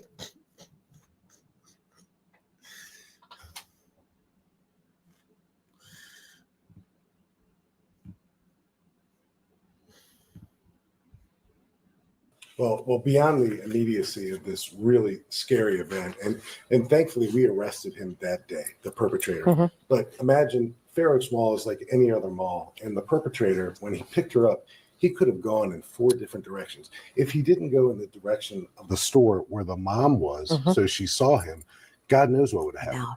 So we share this not to alarm people, but to make everyone realize that, yes, it can happen to anyone. It happens so very quickly, like you pointed out. And we were glad to take advantage of our real-time crime center in a very real way to catch this person the very same day. And he remains incarcerated with no bond. Thank goodness you guys caught him quickly. No, last week we reported the suspect left the mall in a stolen car. Your officers arrested him then in an extended hotel where he was staying. We know that cameras were very critical to this. What happened? Is he legal or illegal? See, this DC, they woke. Is the fucker illegal or is he not illegal? In that time between when the abduction happened and when you guys actually arrested him? So our bad guy arrives to the mall in a stolen car. Our cameras that are now so easily integrated these days, and they fall under the umbrella of our real-time crime center. We have cameras picking up the stolen car, and we know which direction it heads, and we know which direction other cameras are also located. So we're following the stolen car, and we also have footage of the abductor, and we make a still photograph of that footage. And then we draw a circle around the mall and start reviewing recent arrests that the Fairfax County Police Department has made. We pull up mugshots. We compare mugshots of recent arrests to the still photo. And thank God we made a match. And we made a match within a matter of minutes. You guys did it quickly, too. Very quickly. Finally, let me ask you real quick. The suspect claimed he was trying to help the little girl's parents. We found in court documents he has a history of assault and schizophrenia. What else can you tell us about him? I don't know a whole lot about him, but I know people who do things like he did can't be in our society harming children. And the National Center for Missing and Exploited Children right here in Northern Virginia tells us that there were 712 attempted abductions or abductions of children in 2024. Most of them are girls between the ages of 10 and 14.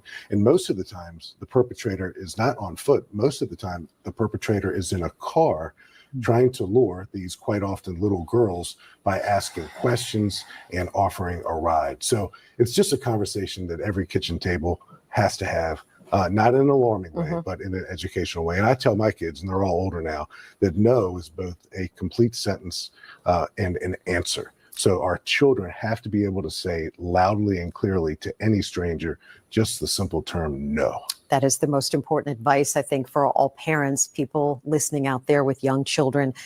Police Chief Kevin Davis, thank you so much for coming in. We really appreciate it. Man.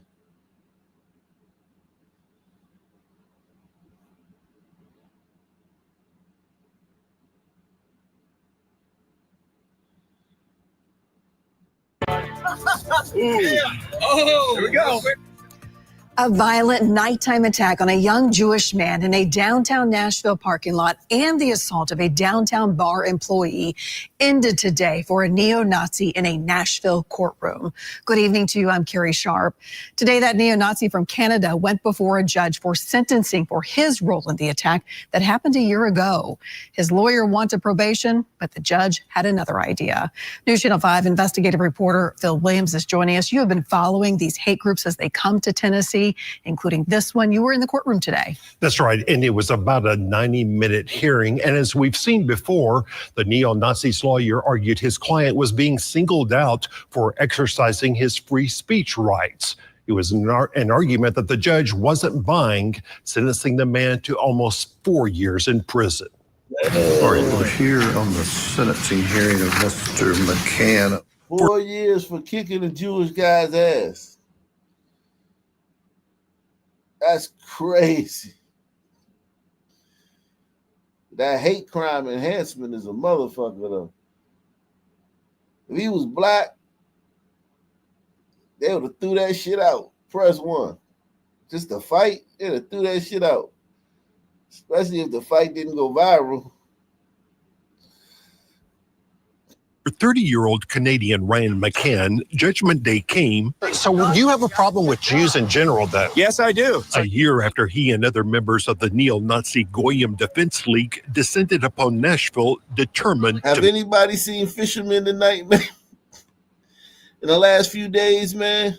Anybody seen Fisherman recently, man?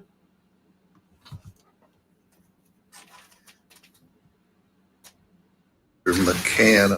For 30-year-old Canadian Ryan McCann, Judgment Day came. So you have a problem with Jews in general, though? Yes, I do. A year after he and other members of the neo-Nazi Goyim Defense League descended upon Nashville, determined to make a scene. Do you see the 6 in the nose? There's the 6. This video, first obtained by News Channel 5 Investigates, shows the night that the group began taunting a young Jewish man in a downtown parking lot. Then suddenly, Here we go. McCann attacked and the group joined in. Don't jump! Don't jump! Don't jump! Afterwards, McCann and his crew celebrated. Got that spinning elbow on that mother. As a result of that incident, McCann was recently convicted of civil rights intimidation. McCann, seen here using his Nazi flag to jab an employee of a downtown bar, recently pleaded guilty to a separate misdemeanor charge for that incident. To have so many international outlets express interest and write articles about this case, I've never seen that. Not from an assault. When Steve Hayslip, the director of communications for the DA's office, took the stand to make the argument that the case was high profile and deserved a sentence that would send a message, McCann's lawyer, Olin Baker, pounced. They manufactured this case. They manufactured all this press coverage. Judge, if I could respond, if we manufactured the case, then how was it that Mr. McCann was convicted in one and pled guilty in another? Part of Baker's argument stemmed from what we don't see on the video. Get over there. The young man who indicated he had been drinking pulled an AR-15 to fend off the neo-Nazis. Baker tried to get a detective to admit that the victim should have been prosecuted. I'm not targeting a victim because they pulled a weapon in self-defense or is being pursued by Mr. McCann. Prosecutor Wesley King. The amount of chaos that could have happened based on what Mr. McCann was doing is something that, frankly, most of us in here don't even want to think about. In the case of the downtown bar employee, Baker argued he threw the first punch and he was the one who should have been facing a judge. And the state is here playing on sympathy. Hey, this guy right here is not likable. I want you to put him in prison. In the end, if this was just a First Amendment issue situation, we wouldn't be here. Judge Steve Dozier said McCann's hateful views were not the issue. It was how his views led him to violate the civil rights of others. So here's how that sentence breaks down. McCann got 3 years for the civil rights intimidation, that nighttime assault on the young Jewish man, plus another 9 months on top of that for the assault with his Nazi flag. Park. And other members of this neo-Nazi group are still awaiting trial. Yeah, you've been keeping track. I have. As we have mentioned, another person involved in that nighttime assault was recently arrested in Arizona. He's fighting extradition back to Tennessee. Another man is awaiting trial for a completely separate incident at Nashville's Gordon Jewish Community Center. Sadly, it is a lot.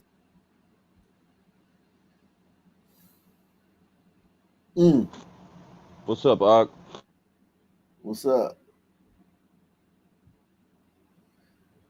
Wow. Wow.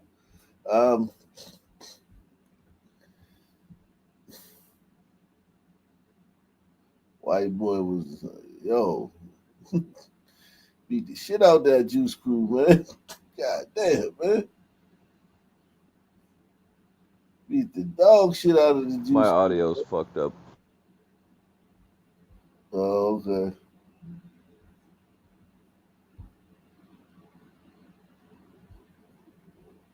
Where we're learning a city councilman was doused in gasoline and lit on fire in an attack at his office. Police say the suspect walked into the office of Lee Vogler at the local media outlet where he works, confronting Vogler before covering him in gas. He then ran out of the building where the suspect ignited the fire on Vogler's body, according to police. That Holy shit. Damn, Vogler. What the fuck did you do? Somebody doused you in gas. That's one thing right there. Somebody doused you in gasoline. There's really nothing you can do to like literally stop, drop, and roll. But even stop, drop, and roll ain't gonna work because the gasoline. You gotta. Oh man, poor guy, man.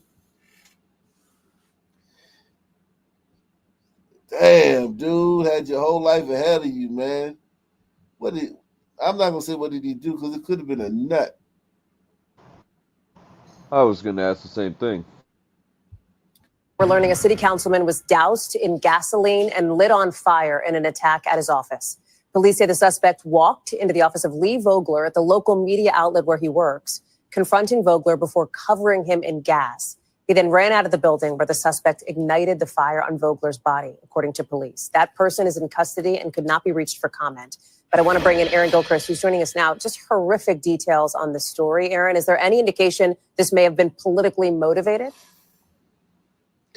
Well, Hallie, the Danville City Police Department made it a point to say that the suspect and the councilman know each other. They are acquaintances, and that this was an assault that was a result of a personal matter, not a political affiliation or related to his job as a member of the city council there in Danville. So let me back up a little bit here to what we know about what happened. And this is details coming from both the city police department and Mr. Vogler's boss. City council is a part-time job. His full-time boss, or colleague, I should say, was able to sort of shine some light on the details here. It was about 11:30 this morning, we understand, when someone forced his way into this small office building on Main Street in Danville, according to one of the workers there, and went directly toward Lee Vogler. And then we understand he was carrying a 5-gallon bucket of gas. That's how it was described by his co. 5 gallons? Oh shit! This dude fucked up. This dude probably. This dude is Yo, fucked up, yo. he's going to burn the whole building down. Yeah, this is bad, man. Damn, Vogler. Worker, and threw that gasoline on Mr. Vogler, who then ran toward the front door to get out of the building, yelling for someone to call 911. And then was set on fire in those moments after that happened. We understand now that police have arrested this acquaintance, a 29-year-old. His name is Shotzi Michael Buck Hayes, and he has been. Yo, whites are wilding tonight. Yo, what's up with the whites, man? We got a lot of whites out here wilding. Hey, you say wildin', I say showing out. Yeah, man. Jeez.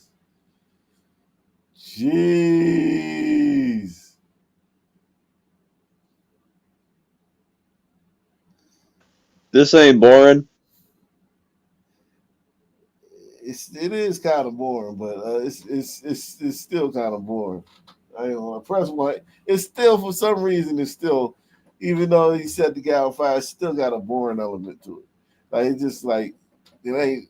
It's still. It could have been so much more. Could have happened. You know, he could have like gotten a police chase, crashed into a car, killed a bunch of people. You know what I mean? It's just been just kind of. You want it to be a movie, okay? In those moments after that happened, we understand now that police have arrested this acquaintance, a 29-year-old. His name is Shotzi Michael Buck Hayes, and he has been charged with attempted first-degree murder as well as aggravated malicious wounding as a result of the attack earlier today. I want you to hear what one of Mr. Vogler's colleagues had to say about this incident that happened inside their office earlier today. This type of senseless act of violence has to stop.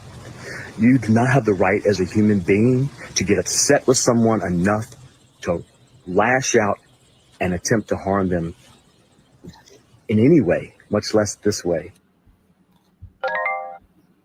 You tell him, white man.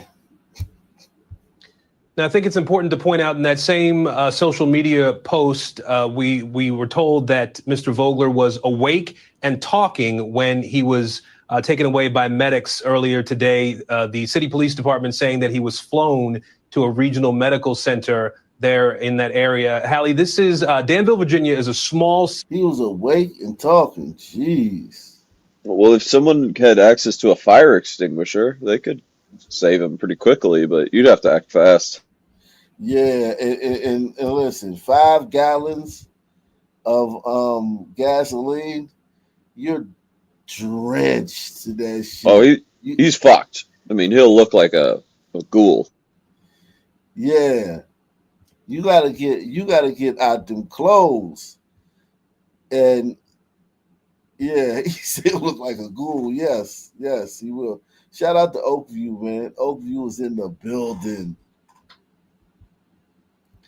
Hey, Jason Whitlock was in the chat earlier.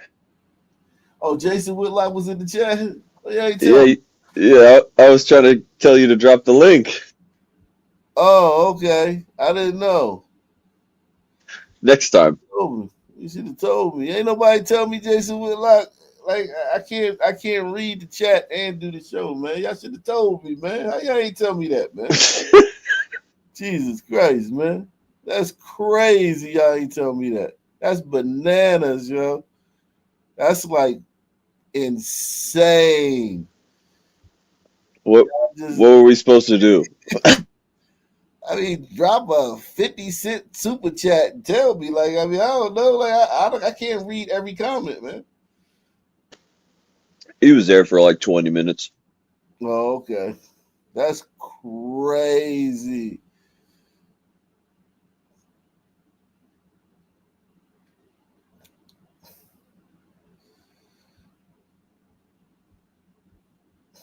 City, about 40,000 or so people in what we call Southside Virginia. It's right on the North Carolina border.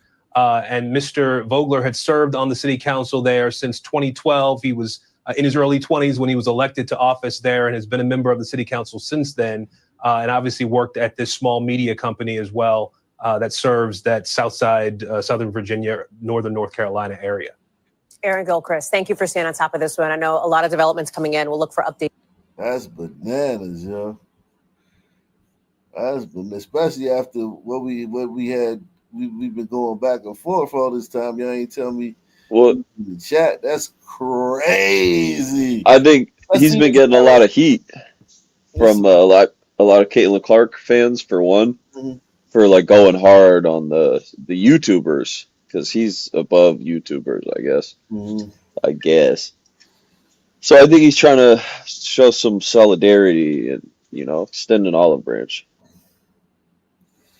Now I wanted to talk to him. I ain't mad at. I'm not mad at that guy, man. I am not mad. I'm not mad, man. I'm not mad with him. I didn't say you were. I'm talking to people in the chat. I'm not mad with him.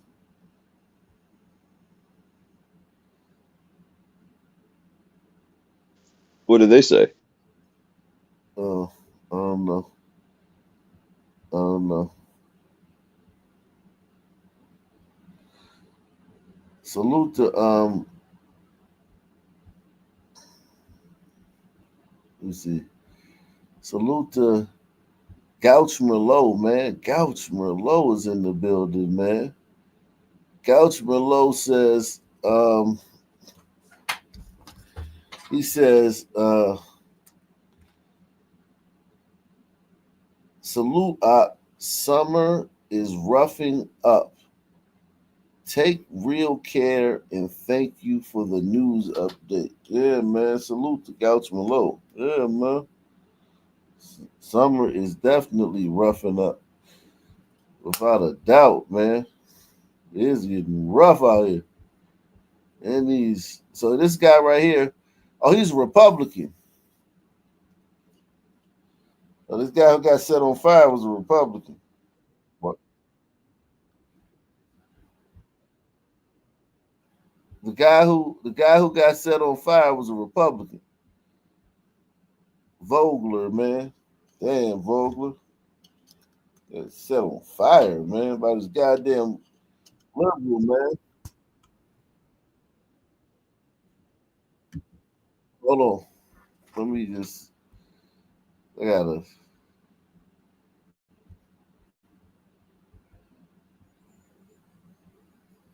What the fuck is going on?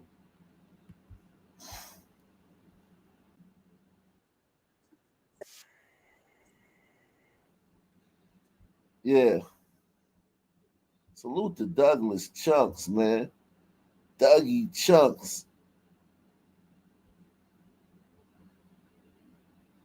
Becomes a member. Shout out to Douglas Chunks. After all those memberships he's giving away, man. Thousands of memberships he's giving away, man. Salute to Douglas Chunks, man. In the building. Yeah, great hat. Oh, yeah. Very Ted Nugent-esque, man.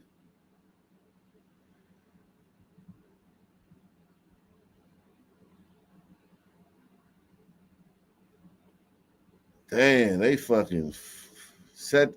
This should be a huge story. A Republican Looks like a tranny. councilman set on fire. Lee Vogler. Damn. And this is the fucking weirdo that did this shit. Soy face.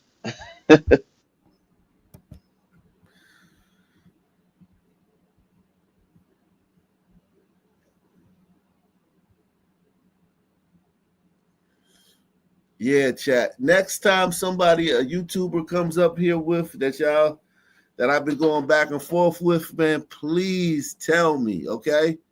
That's the type of content we looking for, man.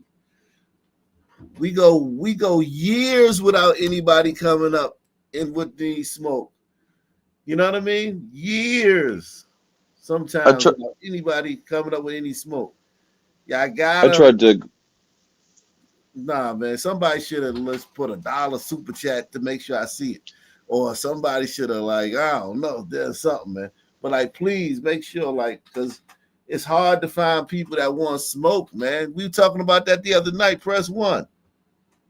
Nobody ever comes up here and wants no smoke, ever. We get Jason Whitlock in the building and y'all keep it a secret? That's crazy. I was asking him questions like, has he watched your live stream before? Because I'm curious. Was that the first time ever watching you live? He knows who you are, but does he really watch your show? Because I know he doesn't watch fucking WNBA. That dude said, maybe I should pay more attention. Damn. I got to do the show.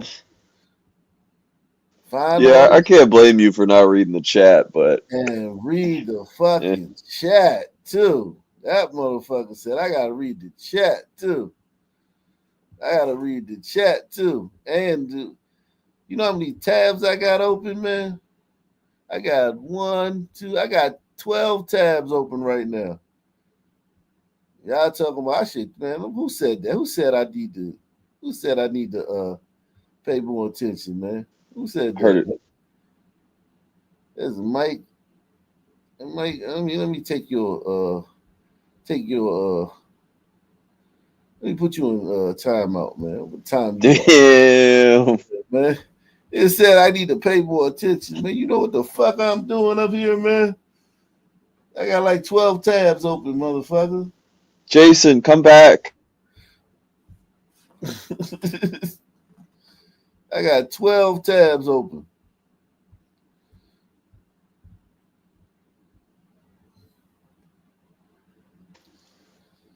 Well, you could have some more, I guess. Yeah, I know.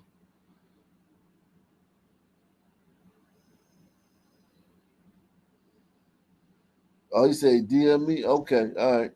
That's cool. Could we get the screen off this fucking guy's face, though? That's the guy who did the shit. The lead singer of what's that group? Pearl Jam, Nirvana, Stone Temple Pilots, Radiohead, a lot of Queens of the Stone Age. Facts. Yeah, facts. But it's one group. They sung the song about a princess, two princes. What's the name of that group? The Ramones. No, not the Ramones.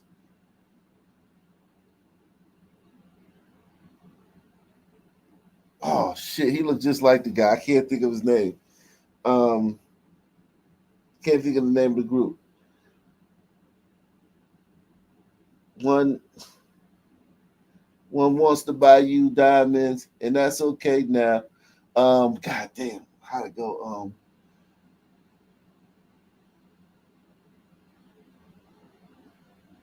Damn, forgot the name of that group. Spin Doctor. There you go. Yeah, he looked like the lead singer of the Spin Doctors. Thank you, white people. Yeah, I'm a Sun man. I can name rappers all day long, but these groups, it's hard for me to. Yeah, he looked like the lead singer of the Spin Doctors, man. Fuck, what do you mean? Suns invented rock and roll. That's true. True indeed. No bullshit. You ain't lying. That's true. We sure did. You know they play the electric guitar out in like Western Africa now? They travel the sands playing their electric guitars. Probably tell everybody that they invented it too.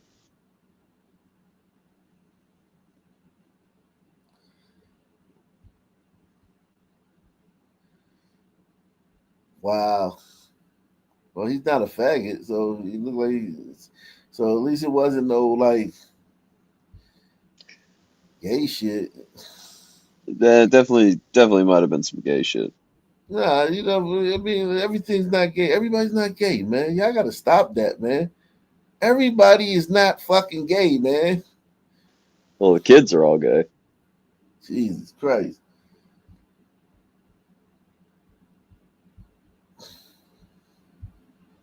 Doug Chuck says, I still ain't supporting shit. Salute to Doug Chucks, man. The suspect was later Shotzi Michael Buck Hayes. He's divorced. What does it say? He's divorced? Fucker divorced. Oh, yeah, he's divorced. It says he filed for divorce just 2 weeks prior to the alleged attack. Oh yeah, this bitch is probably toxic, and he probably lost his mind fucking with this psycho bitch. And libtard, handled it the worst way as possible and took it out on another man. I get it. Women are awful. Don't get me wrong. Women are horrible. They can be. Well, they're awful. Women are awful. Okay? Women are awful. Are you married? No. Okay, then just shut up. You mute yourself, man. Mute yourself. I usually am. Mute yourself during this conversation, man. You're married. You ain't married. You have no say in this conversation. Women are fucking awful. I mean, you're the fool. Women are awful. Okay? But this guy still got to be responsible for what he did. No matter what you're going through, man, you can't set somebody on fucking fire. What the fuck? Ruin that guy's No, life, I'm yo. sure she was really terrible. Oh, fuck yeah. A liberal woman? Yo, liberal women are awful. Okay?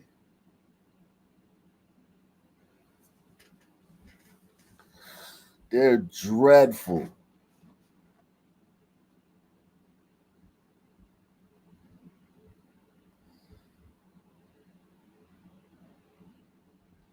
He said, if you want to see if you want your shit set on fire, just go ahead now. Hey, I certainly didn't come on Ock Nation to talk about women. God damn. It's crazy, though. Oh, shit. That is crazy. If you wanted your shit set on fire, just go ahead now. God damn it, man. Y'all, this dude, man, got fucking set on fire. Y'all making jokes, man. Fuck y'all, man. Time out. Time out to anyone making jokes. Jesus Christ. Y'all are wrong, man. That shit is fucked up. Jesus. Woo. God damn. What do you think this guy's going to get punished with?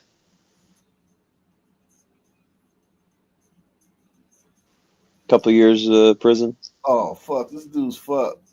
He's white, yo. 2 to 4, 2 to 7. Yeah. He'll get 10 years. 10 years worth. Damn, y'all fucked up, man. God, dog. Jesus Christ. He went to the barber shop, got a nice haircut, and lit a dude on fire.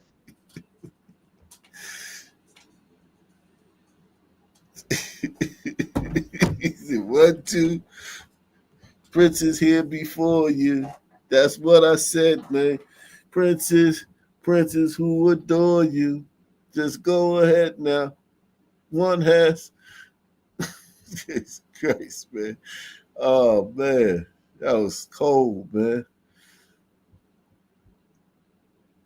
That was cold, man. Yeah, this guy. Yeah, he's a free fucking asshole. Look at him, little fucking piece of shit. Is this him? It says Lee Vogler pictured here with both the suspect and the suspect's soon-to-be ex-wife. I gotta think this was a crime of passion and that Vogler was canoodling this young lady. So this is him. Yeah, it's a good theory. So he knows the guy. So yeah, they were known. They knew each other. Douglas Chunks gifted 20 Ock Nation memberships. Come on, guys, man. Step up, man. Support the channel, man. Douglas Chunks, man. He's supporting the channel. We gotta step up, guys. Can't have Doug being Christy being the only ones that support the channel heavy, man. Make sure y'all support the channel, man. This is salute to Douglas Chunks, man. This fucking guy, yo. I think people will cover. You think this story will be covered tomorrow, man? What do you think? No. No, I'm talking about on YouTube, like YouTubers. Like I think Black Conservative Perspective would do something on this. I think Brandon Tatum would do something on this. I I don't don't even follow talk them. about the mainstream. No way the mainstream media is going to touch this. Are you kidding me? No way they touch this. But I think the big YouTubers are going to do something on this tomorrow. Jason Whitlock might even do something on this tomorrow, man. Whitlock, man, you still out there, man? Well, his face makes for a perfect thumbnail. Wow. Yeah, Danville is a sun town, boy. I went to college with a lot of people from Danville, man.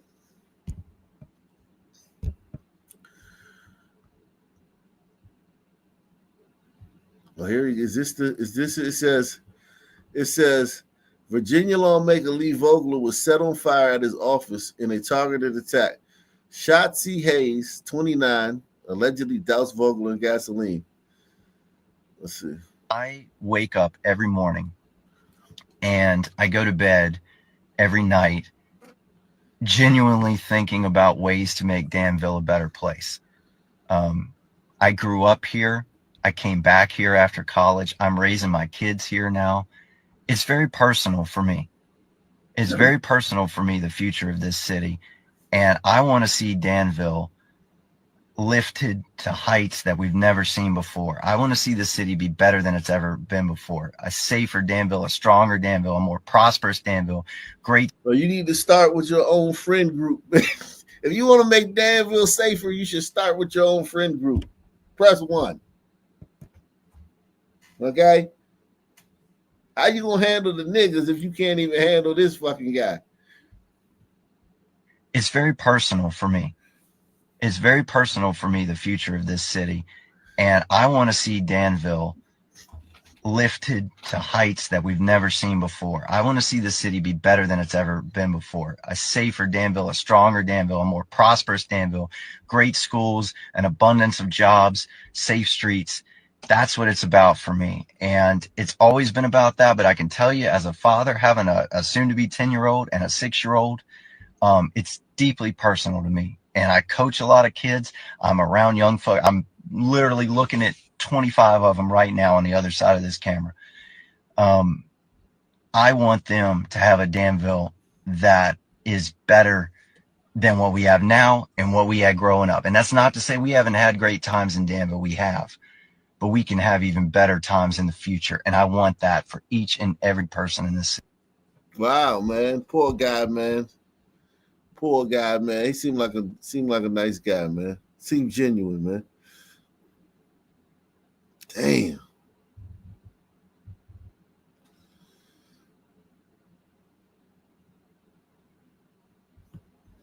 Shit.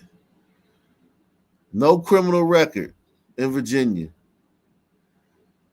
Incident appears personal, not political. The two men have having known each other. Shotzi filed for divorce of his wife 2 weeks ago. Vogler, man, if you were banging that guy's wife, man, yeah, you in trouble, man. I can't rock with you if you was banging his wife. Because even as awful as women are, as awful as they are. What if she threw herself at him, huh? He had no choice. It doesn't matter. She spread her legs right in front of him. Yeah, it don't matter. If you know the guy, you're still not supposed to fuck his wife. Now, here's the thing. Can you hold yourself to that standard, Doc? No, I would, but I mean, it depends on what she looked like, and it depends on. But here's the thing. like this, like that guy's wife. I could have. No, that's real. Yeah, I could have resisted her, man. I could have resisted her feminine wiles, but some people's wives, yeah, it's hard to resist. Yeah, I think I could have resisted this. I think I could have been like, yeah. I think I'd have been like, nah, baby, you know what, man? This ain't right what we doing here, man. Let's just, He's all yours. Be like, nah, man. This ain't right, baby. You know, put your clothes back on, man. Yeah, I could have resisted that, man. I could have resisted that. I'd have been like, nah, man. Like, you crazy, baby. You crazy. Nah, man, that's no. You crazy. I ain't doing my boy like that. That's the correct answer.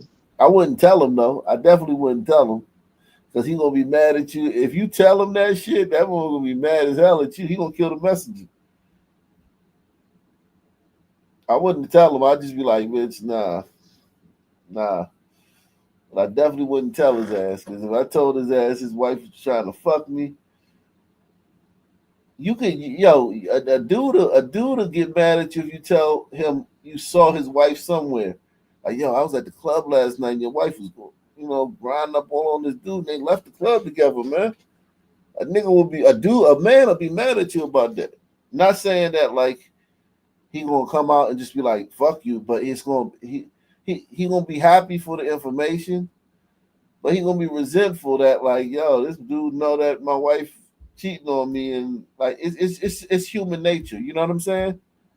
It's human nature to kill the messenger. Killing the messenger is human nature. Press 1. That's why you don't want to really be the messenger of bad news. You rather it'd be better to tell somebody else and have them tell him.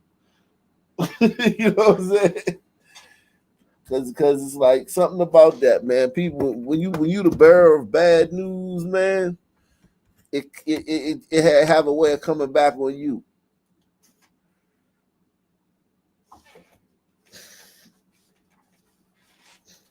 That's why they say don't shoot the messenger. I don't know where that came from, but it's pretty accurate. Yeah. All the messenger did was bring you the bad news, man.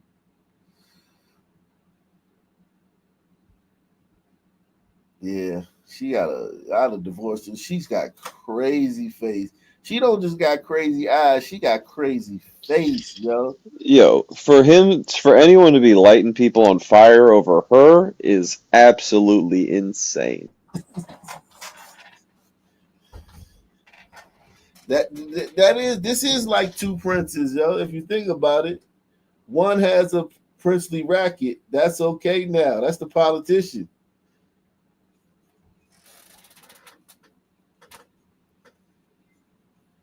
Like, this is what like a stalker of a celebrity, like Kim Kardashian, would do. How the lyrics go? It go the Steve Racket. Hold on, let me play the song, man. Let me play the song. It's your show.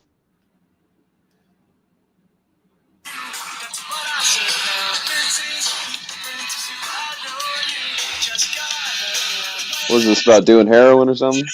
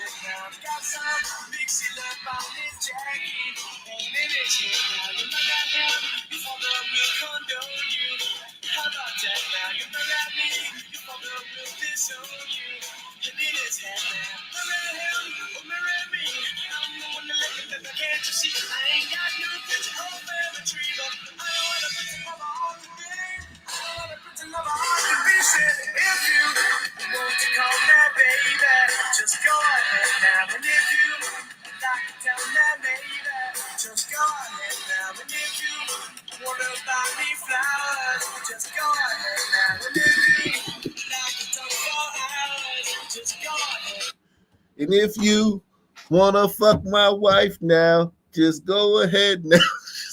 Jesus Christ. And if you wanna be set on fire, just go ahead now. Jeez Christ, man.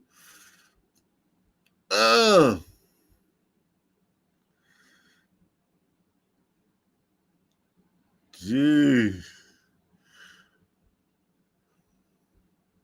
We gonna follow this, man. We gonna monitor this situation, man. He was just or marry me. I'm the one who love you, baby. Can't you see? I don't got no big old family tree, but I know what a prince of love ought to be. He was experiencing a mental health crisis. Wow. So set my boy free.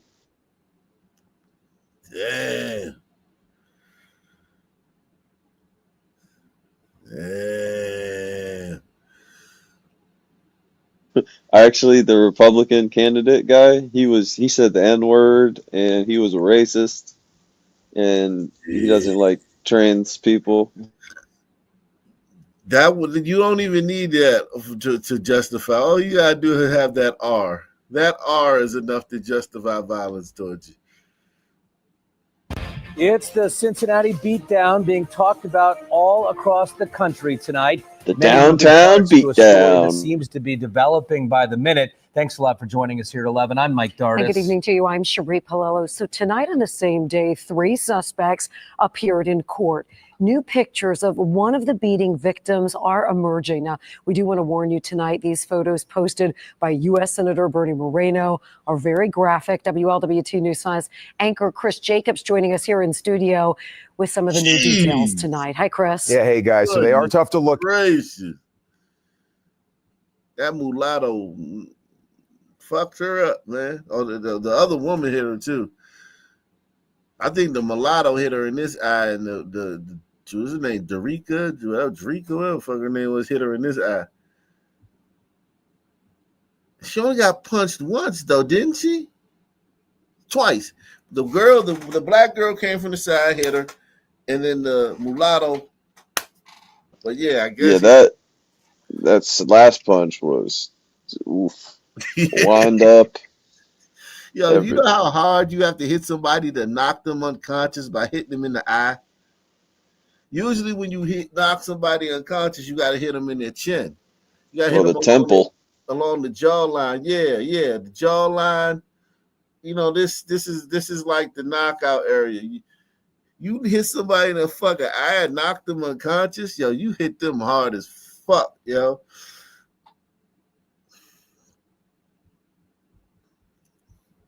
Details tonight. Hi, Chris. Yeah, hey, guys. So they are tough to look at. These images were posted by Senator Bernie Moreno. They were posted on X. He says a woman hurt in the fight, who he's calling Holly, gave him permission to share these images. You can see here her face badly bruised. It's cut up. Now, in that post, Moreno says, quote, Cincinnati is... No, she could have hit her head, and like when she fell, it looked like she hit the back of her head, too.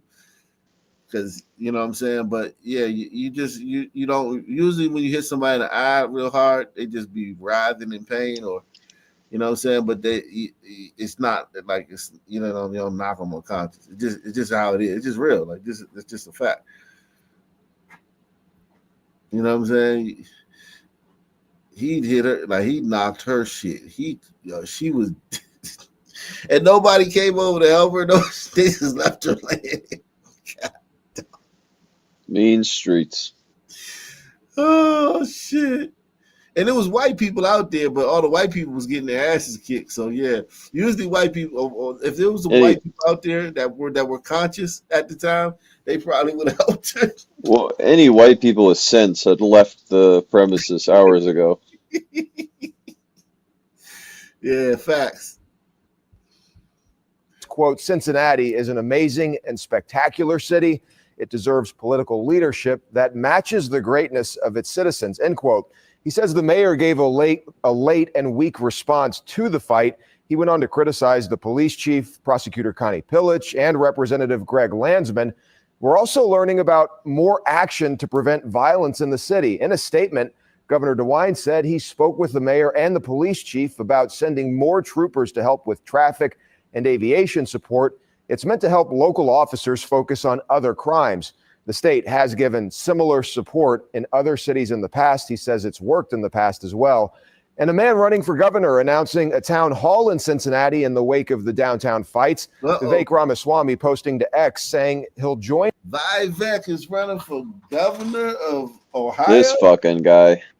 Isn't that what's your face's territory? That's what's the Vice President Vance? That's JD Vance's territory, right?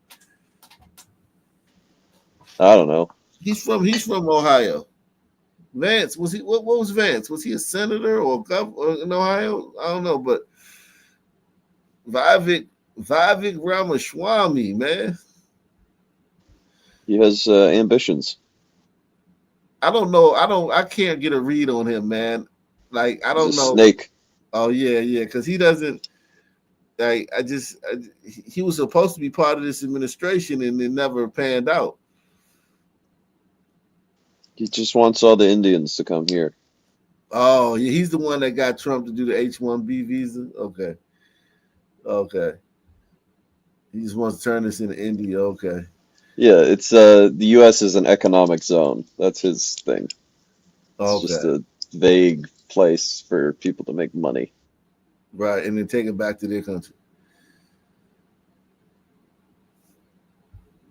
Yeah, I never could get a good read on him. It was never like positive or negative, but I just saw it was like something just didn't sit well about him, man. Something he just never. He's very, very charming guy, but something just didn't sit right. Saverick says, I don't know if Whit could be on our panels. Too spicy for him. Nah, Whitlock will be all right. He'd just be like, could you please stop saying the N-word or try to correct me and shit. I'd be like, dog, man. I can't soften the mood. I can't stop saying the N-word. If I come on your show, I won't say the N-word, but on here, I gotta say the N-word, man, because this type of stuff we seeing is not black. It's not. It's I gotta feel free. But yeah, I think he can handle. I think Whitlock can handle these panels, man. I think he can handle the panel. I think it'd be good for him. I think he would be shocked. I think he would be taken aback, because right now we're just covering. I'm just just chilling. Like if I just went back to back on the algorithm, back to back. Oh, he saw how much shit happened tonight in Blackistan, Baltimore, Memphis, Birmingham, New Orleans, Milwaukee. If I just did one of them shows. Well, you should do one of the historical shows. Yeah. In the shows where you really go deep, I think that would be. I would like to see Whitlock in one of those shows. Yeah, definitely. Because I think he'd be shocked at how little racism our ancestors. Exactly. 60s and the 50s and the 40s. How little racism they face and how much they were whacking the shit out of white people back in them days. Just try to make him swallow as many pills as he can. Wow. Known artist and Georgia native is making national headlines after the cancellation of one of her exhibits. Amy Sherald is best known for these portraits you see behind me, including one of the former First Lady Michelle Obama and other works, of course, featuring Black subjects and culture. It was a newer work, though, that's at the center of this controversy. Political reporter Doug Reardon is live at the High Museum in Midtown Atlanta. And Doug, Sherald has worked with them in the past. Yeah, she's also a Columbus native and an alum of Clark Atlanta University. She has shown work here at the High Museum and at Spelman College's Museum of Fine Arts. But it was a more recent work in a show at the National Portrait Gallery Smithsonian Institute in Washington, D.C. that's at the center of this story. This is the portrait in question, created by Georgia native and acclaimed portrait artist Amy Sherald. It depicts a trans woman posing in the same stance as the Statue of Liberty. It's called Transforming America. So the larger narrative of this is the erasure of trans people. Everett Long, an Atlanta-based art expert and collector, was disappointed to hear that the work all but upended Sherald's upcoming show at the Smithsonian Portrait Gallery in D.C., set to begin this September. That story that she's telling, and this gets broken when you have an organization who wants to destroy an artist's image. The Smithsonian told us Friday they were willing to show the portrait, but would only do so if it was accompanied by a video for what they called context. Sherald later canceled the show by presenting. All right, bitch. Like you hurt yourself, dumbass. Yeah. You hurt listen, the Smithsonian has been around since the 1860s. They'll be fine without your trans shit. You hurt yourself, bitch. Press 1. You didn't hurt the Smithsonian, you asshole. She wanted to be rejected so she could start all this shit. Yeah. Trans shit. And listen, all that's gonna happen is a trans dude. Like, think about it. There's some award, right? Like, what, she a painter and shit, right? So the best women's painter, she probably won that award a bunch of times, right? The best black woman painter. And you know, men are better at women than women at everything, right? We better at everything, right? Right? So like a trans man just become a trans woman. A man just become a woman, right? He gonna be a better painter than her, man. And he gonna win the award. And she gonna be looking stupid. Because men are better at stuff like that. Men are better. Men are better at anything involving like hand-eye coordination. You know what I'm saying? Like, you know what I'm saying? Like shit like that. We're better at it. We're better at women than everything, man. Almost everything. Name some things women are better than at men than. The only thing they're better at is dealing with babies. Yeah. And even yeah, young children, yeah. And understanding women. Like, they can explain women to you better than any man can. I don't know about that. They even tell you some shit like be yourself and Well, shit like that. there's not many of them that can do it, but they have that rare. It's a rare skill. He said scrapbooking. He said women are better at sewing than scrapbooking. Only reason they're better at sewing is because their hands are so small. So yeah, I'll give you sewing. Yeah, they're better at sewing. Scrapbooking. Yes, I'll also give you sewing. He said lying. Yeah, lying. Yeah, definitely. Without a I don't doubt. know about that. You don't think they're better at lying? No. I mean, But the best liars, I mean, both men and women, you couldn't tell. Complaining. Oh yeah. When it comes to complaining, yeah. I don't know if they're better at talking. I think they're better at nagging. They're better at nagging. Because those are things that doesn't require any sort of skill or fortitude. Fake rape charges. Yeah, that's true. They're very good at that. You said lactating. Jesus Christ. Yeah, man, it's these dumbass women want men to want trans men to be women. All right. And just like the WNBA, that whole All-Star game, could you imagine how good that All-Star game would have been if the WNBA let trans men play, trans women play? That All-Star game would have been dope, man. Press 1. And you just know there's a whole gym full of these freaks ready to play. Oh yeah, they just waiting for the word. As soon as the word comes, they gonna come in there and they ain't gonna have no fucking sympathy on them girls. The girls gonna be like, "Oh, I thought you were gonna like play like no, bitch. I'm out here to kill your ass. I'm out here to fucking crush you, bitch." They gonna be ducking for the free throw line and shit, like boxing. It's gonna be like, listen. If women let transgenders in the WNBA, it's gonna be like a fucking. They're gonna have to stop the game if a real woman get a rebound. They're gonna say they're gonna have to be like, oh my God, stop the game. We have to commemorate this moment. A real woman actually got a rebound. The funniest part is they wouldn't even have to be big and tall. It could just be like a 5'7" dude who has like pretty good handles and is really quick. He would just smoke all these chicks. Exactly. Just He'd be breaking ankles left and right. Yeah, a really good man with like a really good 5'10" man. I'm talking about really good. I'm talking about like all-state player. You know, had scholarships, offers from everywhere. He could be 5'4". A really good guy, but you know, it's more of a. It's forever.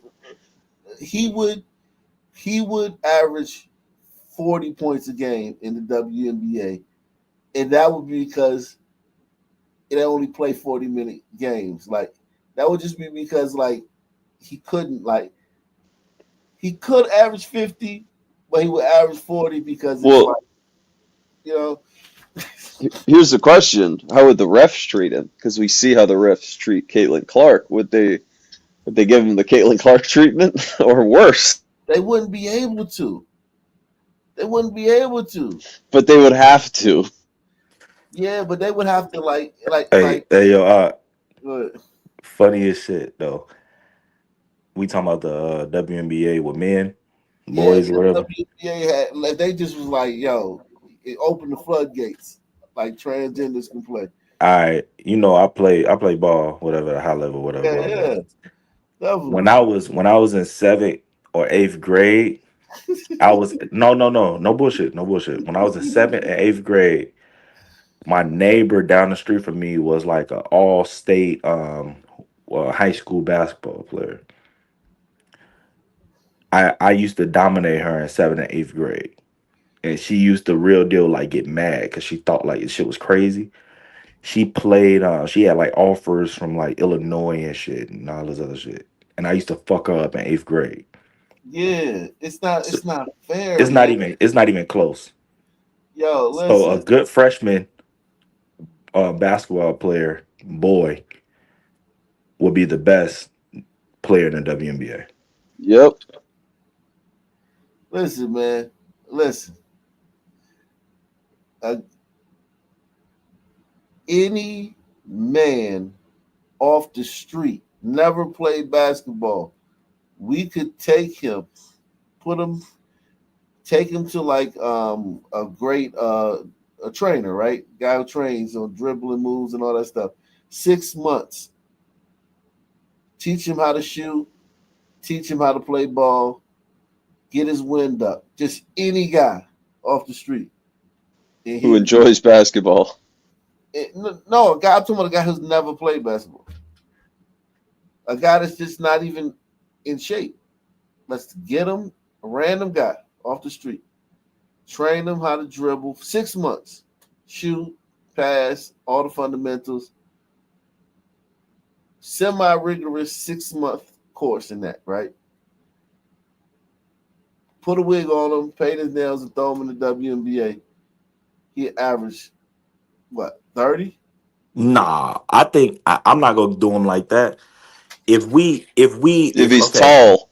Yeah, if he's tall, but I'm saying like if he's like a regular guy off the street, never played before, and you give Regular him guy no. If you do that, I think he'd be like a like Natasha Mack. So he'd probably be like a 12 point whatever. But in college, he probably would have been a first team All American. But like in the WNBA, he'd be like Natasha Mack. All I'm saying is like a skill, huh? Tasha Howard? Nah, Mac, the one that played Who for the Phoenix. fuck is that? Oh, okay. Yeah, The man that played for Phoenix, the young man that played for Phoenix, she like 6'4". No shit. Oh, she's a man. They have a man that plays in the league? Nah, she's a girl, but she like a dude. Okay. Yeah, but I'm just saying like it takes player? skill. It takes skill. It takes skill, but it don't take much skill.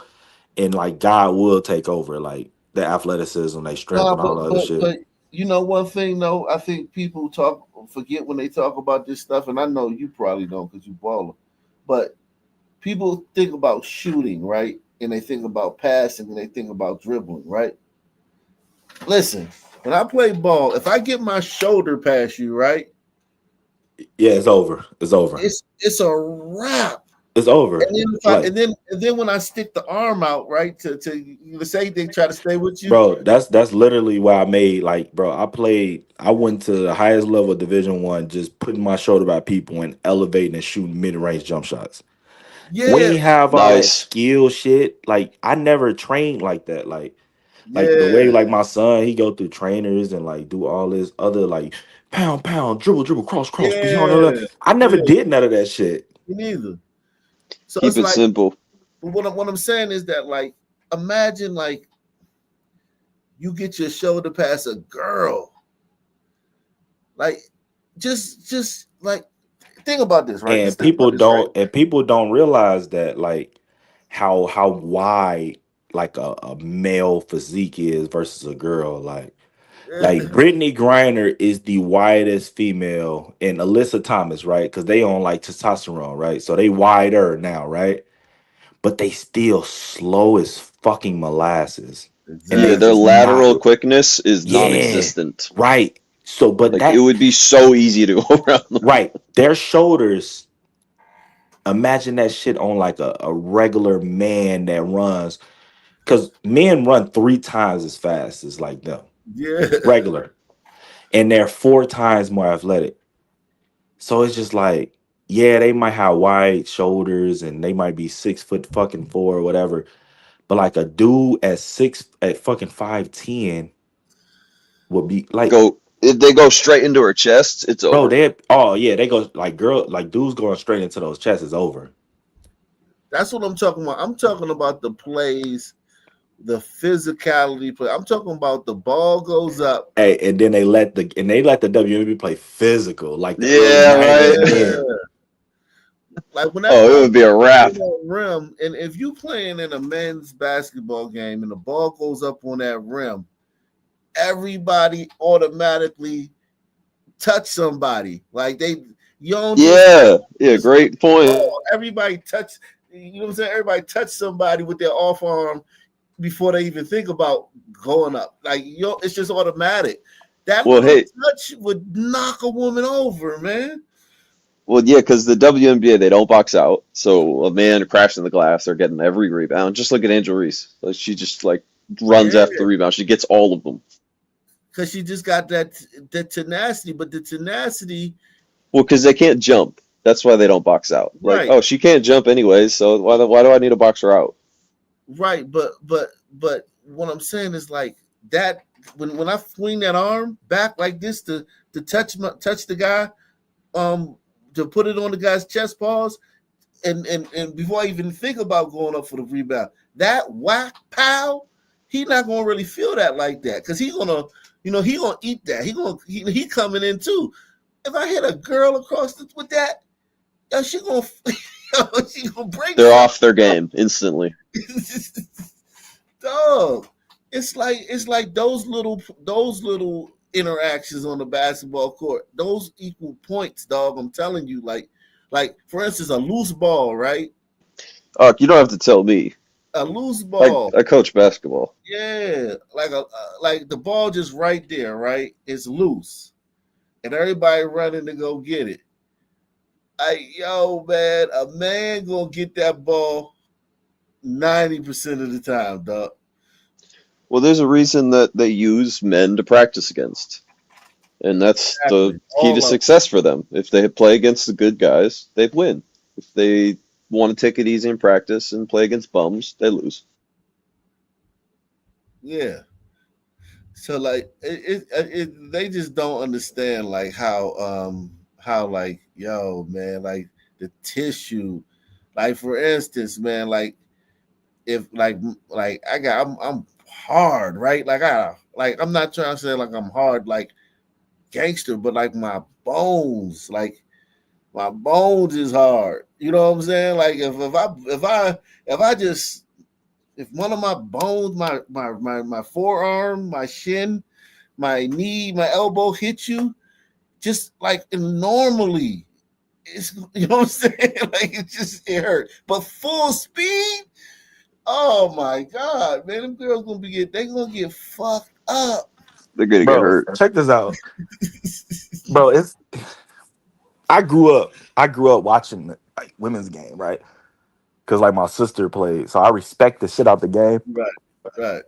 And I'm like one of the main people like that know like they have no fucking chance. Like my son, bro, he's an 8th grader and he's slim. He ain't even whatever. He like almost dunking and shit. My son is 1.5. He bullies my daughter and she's 4.5. Exactly. My son is my 1.5.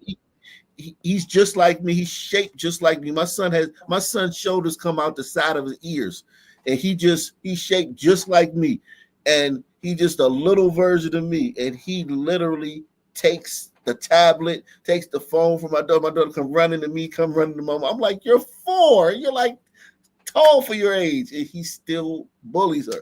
And he can't even talk. My son would be like the fucking Juju Watkins fucking prospect if he came out of high school next year. And he is in that, like right now, he's an above average height for his age, and he's above average athlete. But skill level, you know what I'm saying, he whatever, you know what I'm saying? Like he needs some work. Right, but he right. a freak athlete. That motherfucker would be Juju Watkins right now. Yeah, oh yeah. Oh, better than Juju. What your son can dunk, right? Yeah, he's getting up there. He almost dunked. He almost dunking. Okay, so yeah, okay, so he can't dunk yet. Okay, yeah. Well, he's only a freshman. Oh, he's only 8th grader. Yeah, but we talking about like right now. He talking about he like about to be in 8th grade.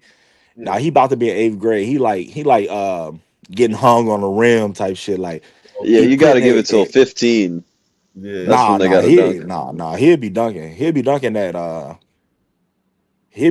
13. The thing about dunking is when they can't dunk like that, a lot of times they can dunk, but they don't think they can dunk. They don't think they're high enough. You know what I'm saying? It's like their mind. It'd be a mental. That's thing. what it is. It's really like that Aim because that shit. it's really like that because he gets up for blocks. Exactly. Like, and he be like, his whole fucking like forearm is over the rim. But if I tell him like, hey, go get this lob, go get this dunk, he like rim grazing. I'm like, what the fuck? Yeah, it's because you gotta tell him to go up and bang it. Tell him It's go good up and bang it. it's good that you could tell him that because I don't think anybody ever told me that. Hey, there's some problems, man. There's some problems. Yeah, bro. there's some problems. Yeah, Hey, yeah, it's all good, bro. There's some problems. Now, all you got to do is have a baby by some woman, and you know what I'm saying. You got to deal with the No bullshit. chance. You got to Blake Griffin out this motherfucker. yeah, you get that Blake, get that Austin Rivers and shit. You know what I'm saying?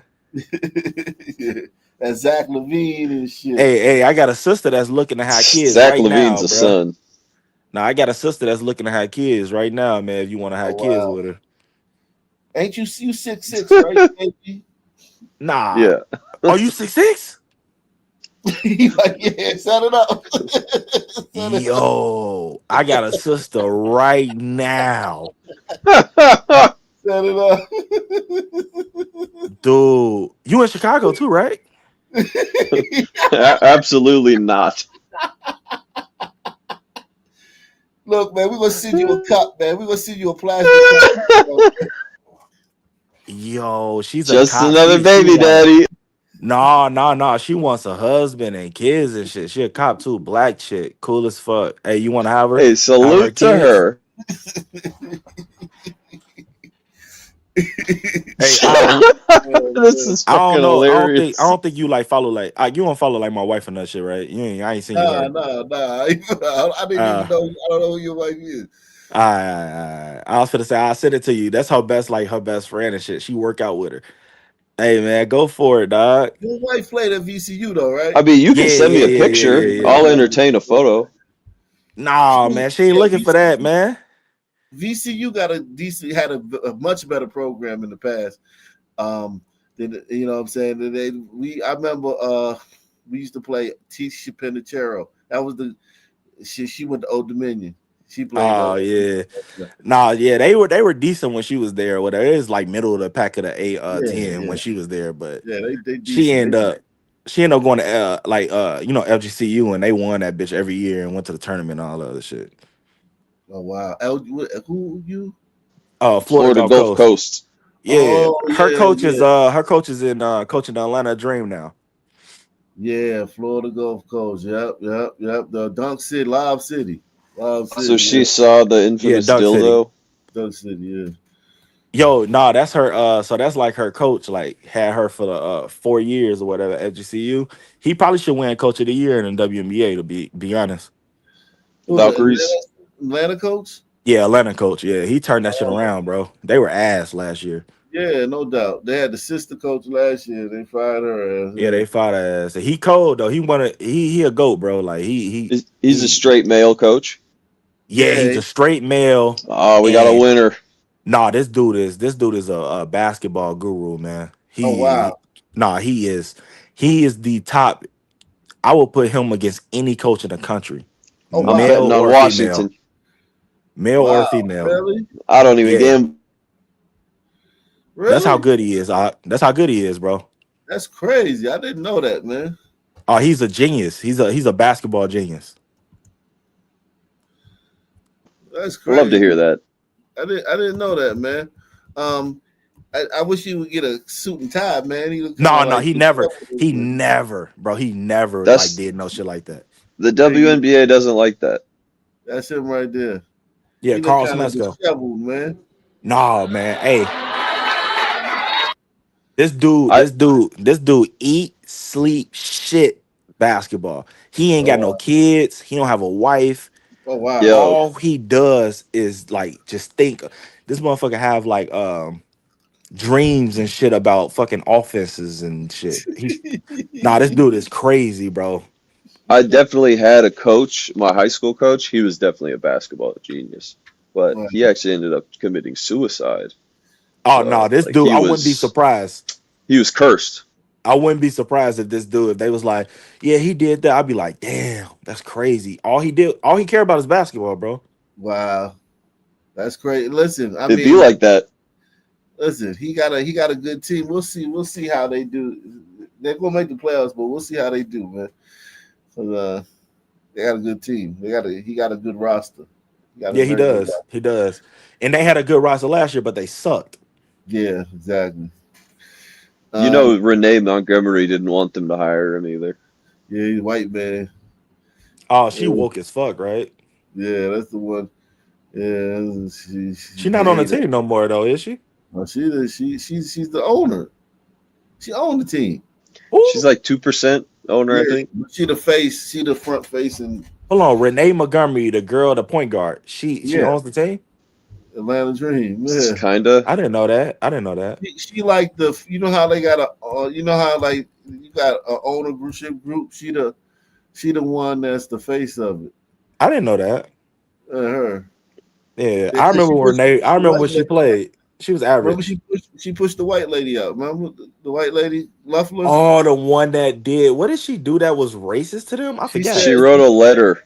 yeah, to the commissioner saying that we need to stop using We BLM need flag and use the we American. can only use American flag. That was all Oh, she so she said. tried to save the WNBA and then they pushed her Yeah, out. All Yeah. right, cool. The WNBA is a horrible, horrible league. I'm Yeah. and I try, and I know you try, and we try, but they are bad, Fuck bad them. people, and they just they don't want to be successful, and it's crazy because I like, bro. I used to give people my password for WNBA League Pass. Like, bro, just check them out. This shit is so they're miserable people. Yeah. Miserable communists. yeah. They are The women who went to college for 4 years. They all because you have to go to college for 4 years, and they're all awful. Like they all they awful people. They're awful people, and it's you can't compare this shit to anything. I've been trying to see like who else is like just self-destructive as fuck, and it's only women. Women are not meant to be professional athletes. nope. They posted the reason why that shit ended in college because it made fucking sense. Yep. Y'all didn't have no voice. Y'all wasn't getting paid. Y'all just played ball. And when it was over, y'all went into motherhood or y'all went into y'all professional field or y'all was dyking. But now Overseas. it's like, yeah, but now it's like we giving these bitches like American stardom and money and all. It's just Yeah. not meant for it. Angel Well, they Reese was took dodging photographers the other day. But she they wasn't made took up. You gotta understand though. If she ain't made up, she ain't going in front of no camera. That's why she need to be made up at all times. Because yikes. she didn't this is Flower J. I love Flower J, man. I love Fly J. She great. She seems like a real one. No, Yeah, she just Fly normal. J's great, bro. Fly J's She's great. normal. She's not even great. She's just a fucking normal person. That's what I'm saying. But a normal person is like a fucking bro. A normal person in the WNBA is like like You're embarrassing. like I don't even know. Like, what do you compare it to? It's like, who's my favorite ever like NBA type of guy? I don't even fucking know because they irritating too. Yeah, It's Jordan. yeah, fact they are. Yeah, Jordan not irritating. So yeah, I guess whatever. Now Jordan is, but this generation, this new generation. Like I'm Boy, trying to think like this generation. Like I if don't it even wasn't watch for no more. You know why I don't watch though? I don't watch because I can't tell what the travel is. I don't know what the fuck is the travel you know who anymore. don't say shit though? Shea Yeah, Gilgeous for real. Alexander don't really say shit. Canadian. Yeah, he don't really say shit, but he Canadian. And then if it wasn't for Breonna Taylor, Donovan Mitchell didn't say shit either. But he had Breonna Taylor as his profile for like 3 years.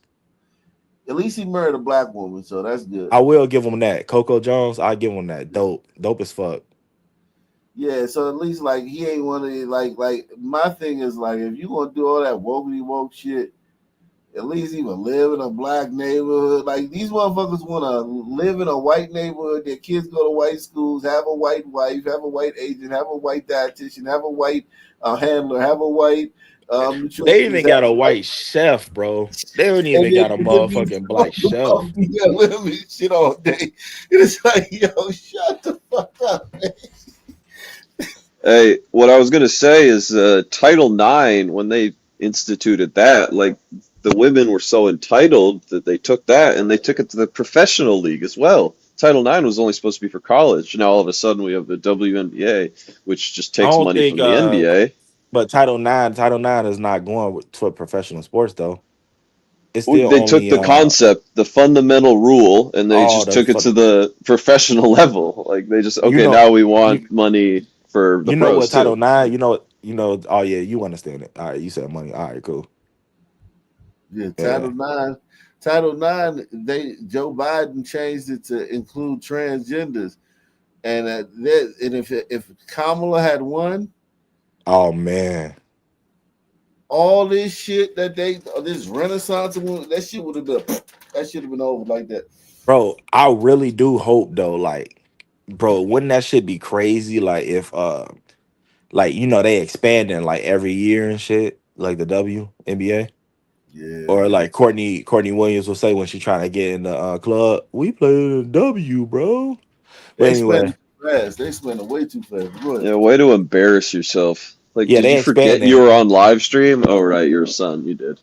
They are expanding way too fast because it's just like what the fuck. But what if like they expand into what city next? Is it Detroit? Back to Detroit? No, the next city is Toronto. Oh, that's stupid. Toronto and what's the other Portland? Toronto and Portland. The No, next two. Portland is next, right? Yeah, I don't know which one is first, but them the next two.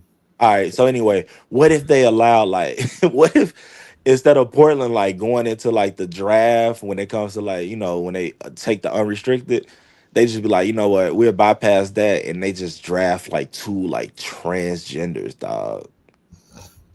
It's guaranteed championship. I'm Them telling you. bitches gonna win. They gonna be like Candace Parker times 10, win rookie of the year and MVP.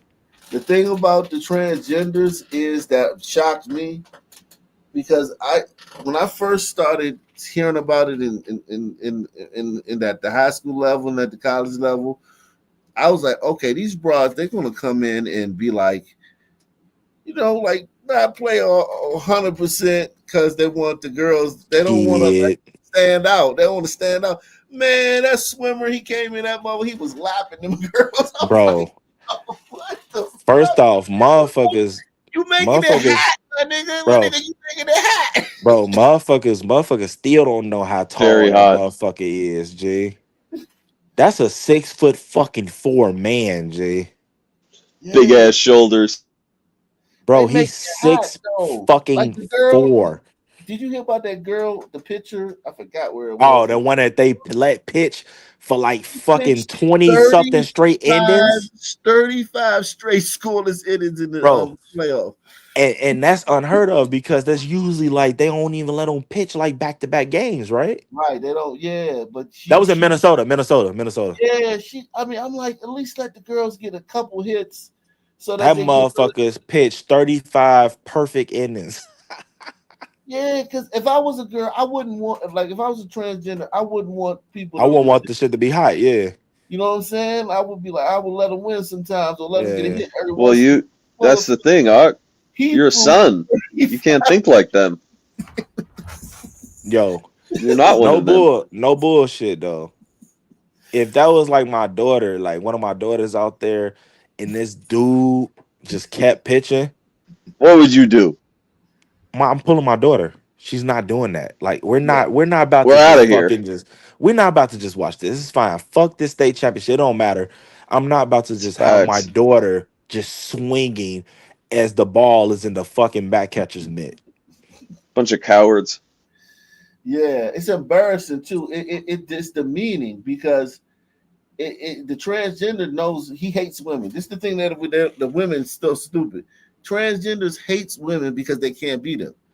It's just like when I was just like kind of like selling drugs, being a street guy or whatever. It's guys that hate you that want to be that, but they hate you because they ain't you. Even no matter how degenerate it is, no matter how degenerate that it is, it's guys that want to be that hate you because they ain't you, right? So it's just like any like you a cop, whatever. It may be some It's literally it's just like that. It's like security a that security hate you guard, because they've been SPO, right? denied. Yeah, it's the same SPO, shit. Yes. they hate you because they ain't you, right? That's just that women don't understand that these transgenders hate you. If that transgender didn't hate women, there's no way in the state finals with the crowds full, he would have Right. been out there and threw 35 consecutive scoreless innings. Perfect. Perfect. This That's a lot of motherfucker games. threw 9, 18, 27. This motherfucker threw 4 perfect games. That's a series. Bro, come on, G. And the shit is just so crazy that women, like regular women, are not like just standing up saying this shit is dumb. Like we won't win shit. And I pray. I be cheering for these transgender motherfuckers in these woke ass states. Go out there and beat the fuck out of them. Go out They there and do. hurt them. They Go out do. there and do it. They do. And It's still happening in Washington. Oh listen, shit! It's California, Washington, Maine, Idaho. It's Minnesota. It's still states out there that's these niggas are dominating these girls, bro. yeah, I'm talking about like it's so demeaning. It's so demeaning. Like it's just like, yo, you just really like everybody know you the boy because you 6 feet and you a boy. You look like a boy, right?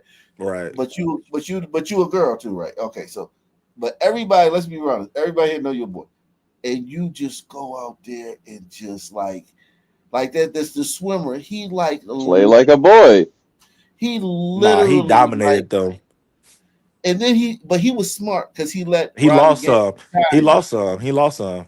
Yeah, because Riley Gaines tied him, and she still brags about it, and I be cringing every time she brags about that.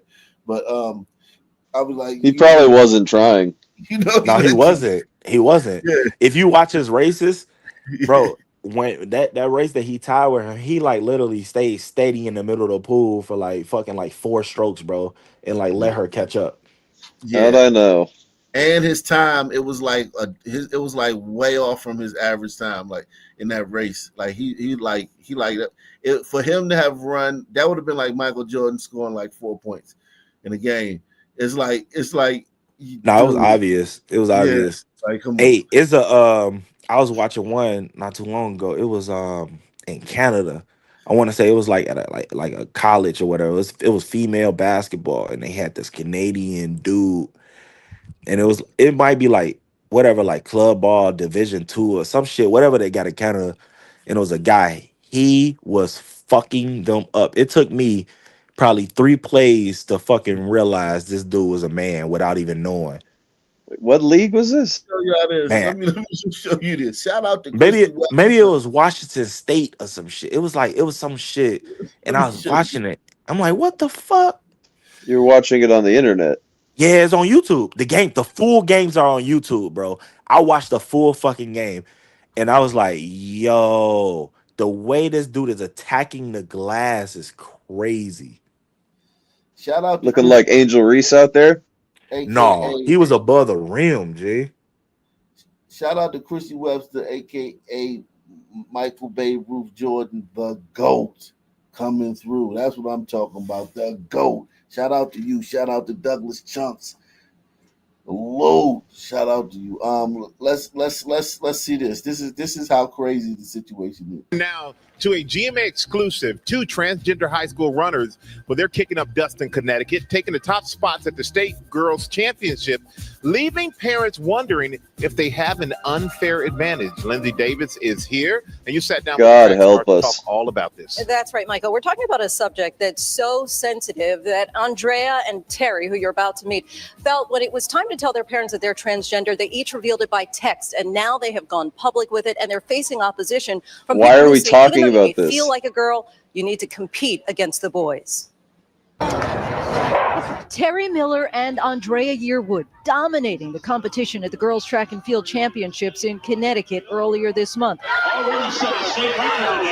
coming in first and second place, respectively. And while it was a state race, their wins are making national headlines, not because of what they did, but because of who they are, 2 transgender girls. When was the first time that either of you found any kind of opposition to you participating on the girls' team? I was expecting it, so every day I'll go home, search up Track and Field High School, Terry Miller.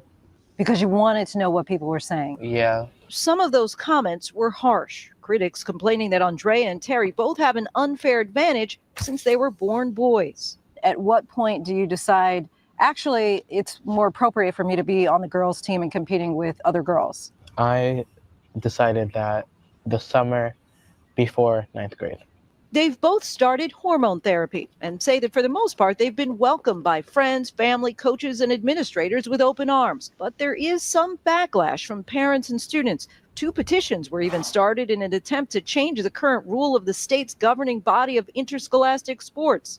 The rule states that students are entitled to participate on a team based on their gender identity, how they identify.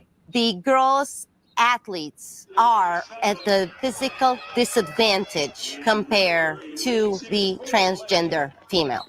Bianca Stanescu started one of those petitions after her daughter Selena lost to Andrea and Terry at a track meet in May. They have naturally testosterone within their body that has been proven to give a physical advantage in sports. The mom, who was unaware that the girls were already undergoing hormone therapy, has gotten a little over 100 signatures. Good Morning science tells America us that can go estrogen fuck hormone itself. therapy does change the body, replacing some lean muscle with fat. But of course, everyone is different. Andrea's parents say what's most important to them is the well-being of their child. Track is number 100 on my list of concerns as a father of a transgender daughter. I'm talking about raising a He's child a for a life. fucking And so is it bitch. fair that that child is excluded? Is it fair that that child doesn't feel like they have a place to belong? It allows her to be who she wants to be. And I think that has a little bit more weight than just winning a medal. The rules vary from Does that state to state. motherfucking nigga In 7 winning? states, including Texas, students must play on the team that matches their birth certificate then or have stop undergone racing. surgery or have had extended hormone therapy, while the NCAA requires the completion of 1 year of testosterone suppression. Medical research cannot really identify the line where a competitive advantage might exist for trans athletes of either No gender. shit. What do you want to say to other transgender youth, young people, teens who are out there really struggling through this process? Just follow your heart. Like, don't let other people determine what you do in life. Let's just play devil's advocate for a Team moment. sports are not a right. You don't And like that you it's were both retarded. born girls, and then all of a sudden you had 2 boys who identified as being girls, and they said, hey, we're going to be on your team, and maybe now you're not performing as well because they are better. I'm not going to discourage you or try to say, oh, it's not fair. And it would just push me to run faster. I'd be happy for that. He told No, you're good on that. You run fast enough. He told the women who had a problem with Run faster, bitches. He said run You faster. two boys who identified as being girls, and they said, hey, we're going to be on your team. And maybe now you're not performing as well because they are better. I'm not going to discourage you or try to say, oh, it's not fair. And it was just pushed me to run faster. I'd be happy for them because they get to do what they want. They're happy. So Nah, this shit so like, it's so like. This is demoralizing propaganda. But I'm just saying, like, even like for the parents to like go in there and be like, my child's life is more than just a medal. You understand that they're stealing medals and like opportunity and like fucking possible scholarships because like all this shit goes on these girls' resumes when they send a film and everything out to these colleges. They like, you know, look at me win this 200 or this 100 relay or whatever, and not them. Look at me getting burnt by this fucking guy. Like in this relay on video, like all this shit helps these girls, and they just stealing it, and they so arrogant and assholish. They like, you the know, assholes and shit. it's This just is crazy. narcissism. Yeah, Normalized. Track stars who took first I and got- second bruh, place at the bruh. Connecticut State Championships now finding themselves at the center of a controversy. Both young women are transgender and competed on the girls' team. That's not sitting well with some parents and student athletes, though. They've started a petition to change a rule. News 8's Amy Hudak live in News 8 Control with reaction to this story tonight. Amy. The Connecticut Interscholastic Athletic Conference, the CIAC, says that athletes can choose to compete for the sport in which they gender identify with. But some are saying this creates an unfair advantage, especially when it comes to athletics. I had like these pink and purple. That's Tyreek Hill, yo. That's literally Tyreek Hill out Nah, there. I want him to I want him to try to play basketball and go to the WNBA though. I'm cheering for that. Yeah. Go to the WNBA, Tyreek. There was a day when a dad would walk on the court and grab this motherfucker by his braids and drag him off the fucking track. Where is that day going? We need to bring that. Make America great That again. motherfucker got a foot. Like, look at his mustache, bro. It's crazy, yo. That's a guy.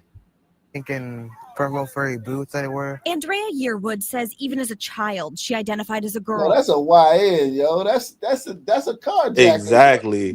Hey, this is that dude matches the description of every single person that we chase today. We got a This is male heinous. one, dreads, dark skin, wearing all black. That's every single person we Learn to, chase like, I tonight. Deal with it and I guess grow tougher skin. Yearwood is. He told the women, Holy shit. deal with it and grow tougher skin. Yo, they're assholes. They just do whatever they want. Deal with it. Well, I would just tell them to deal with it and grow tougher skin. You can't even talk to black people like that about it. Like, could you imagine if they told the fucking black people that was complaining about that traffic stop last week to deal with it and grow tougher skin?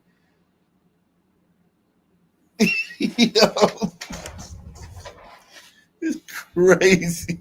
Deal with it and I guess grow tougher skin. Yearwood is a sophomore at Cromwell High School. Born a boy, she's now transitioning and runs track and field on the girls' team. She and Bulkley High School sophomore Terry Miller swept the competition at the girls' track and field state championships last week. Miller is also transgender.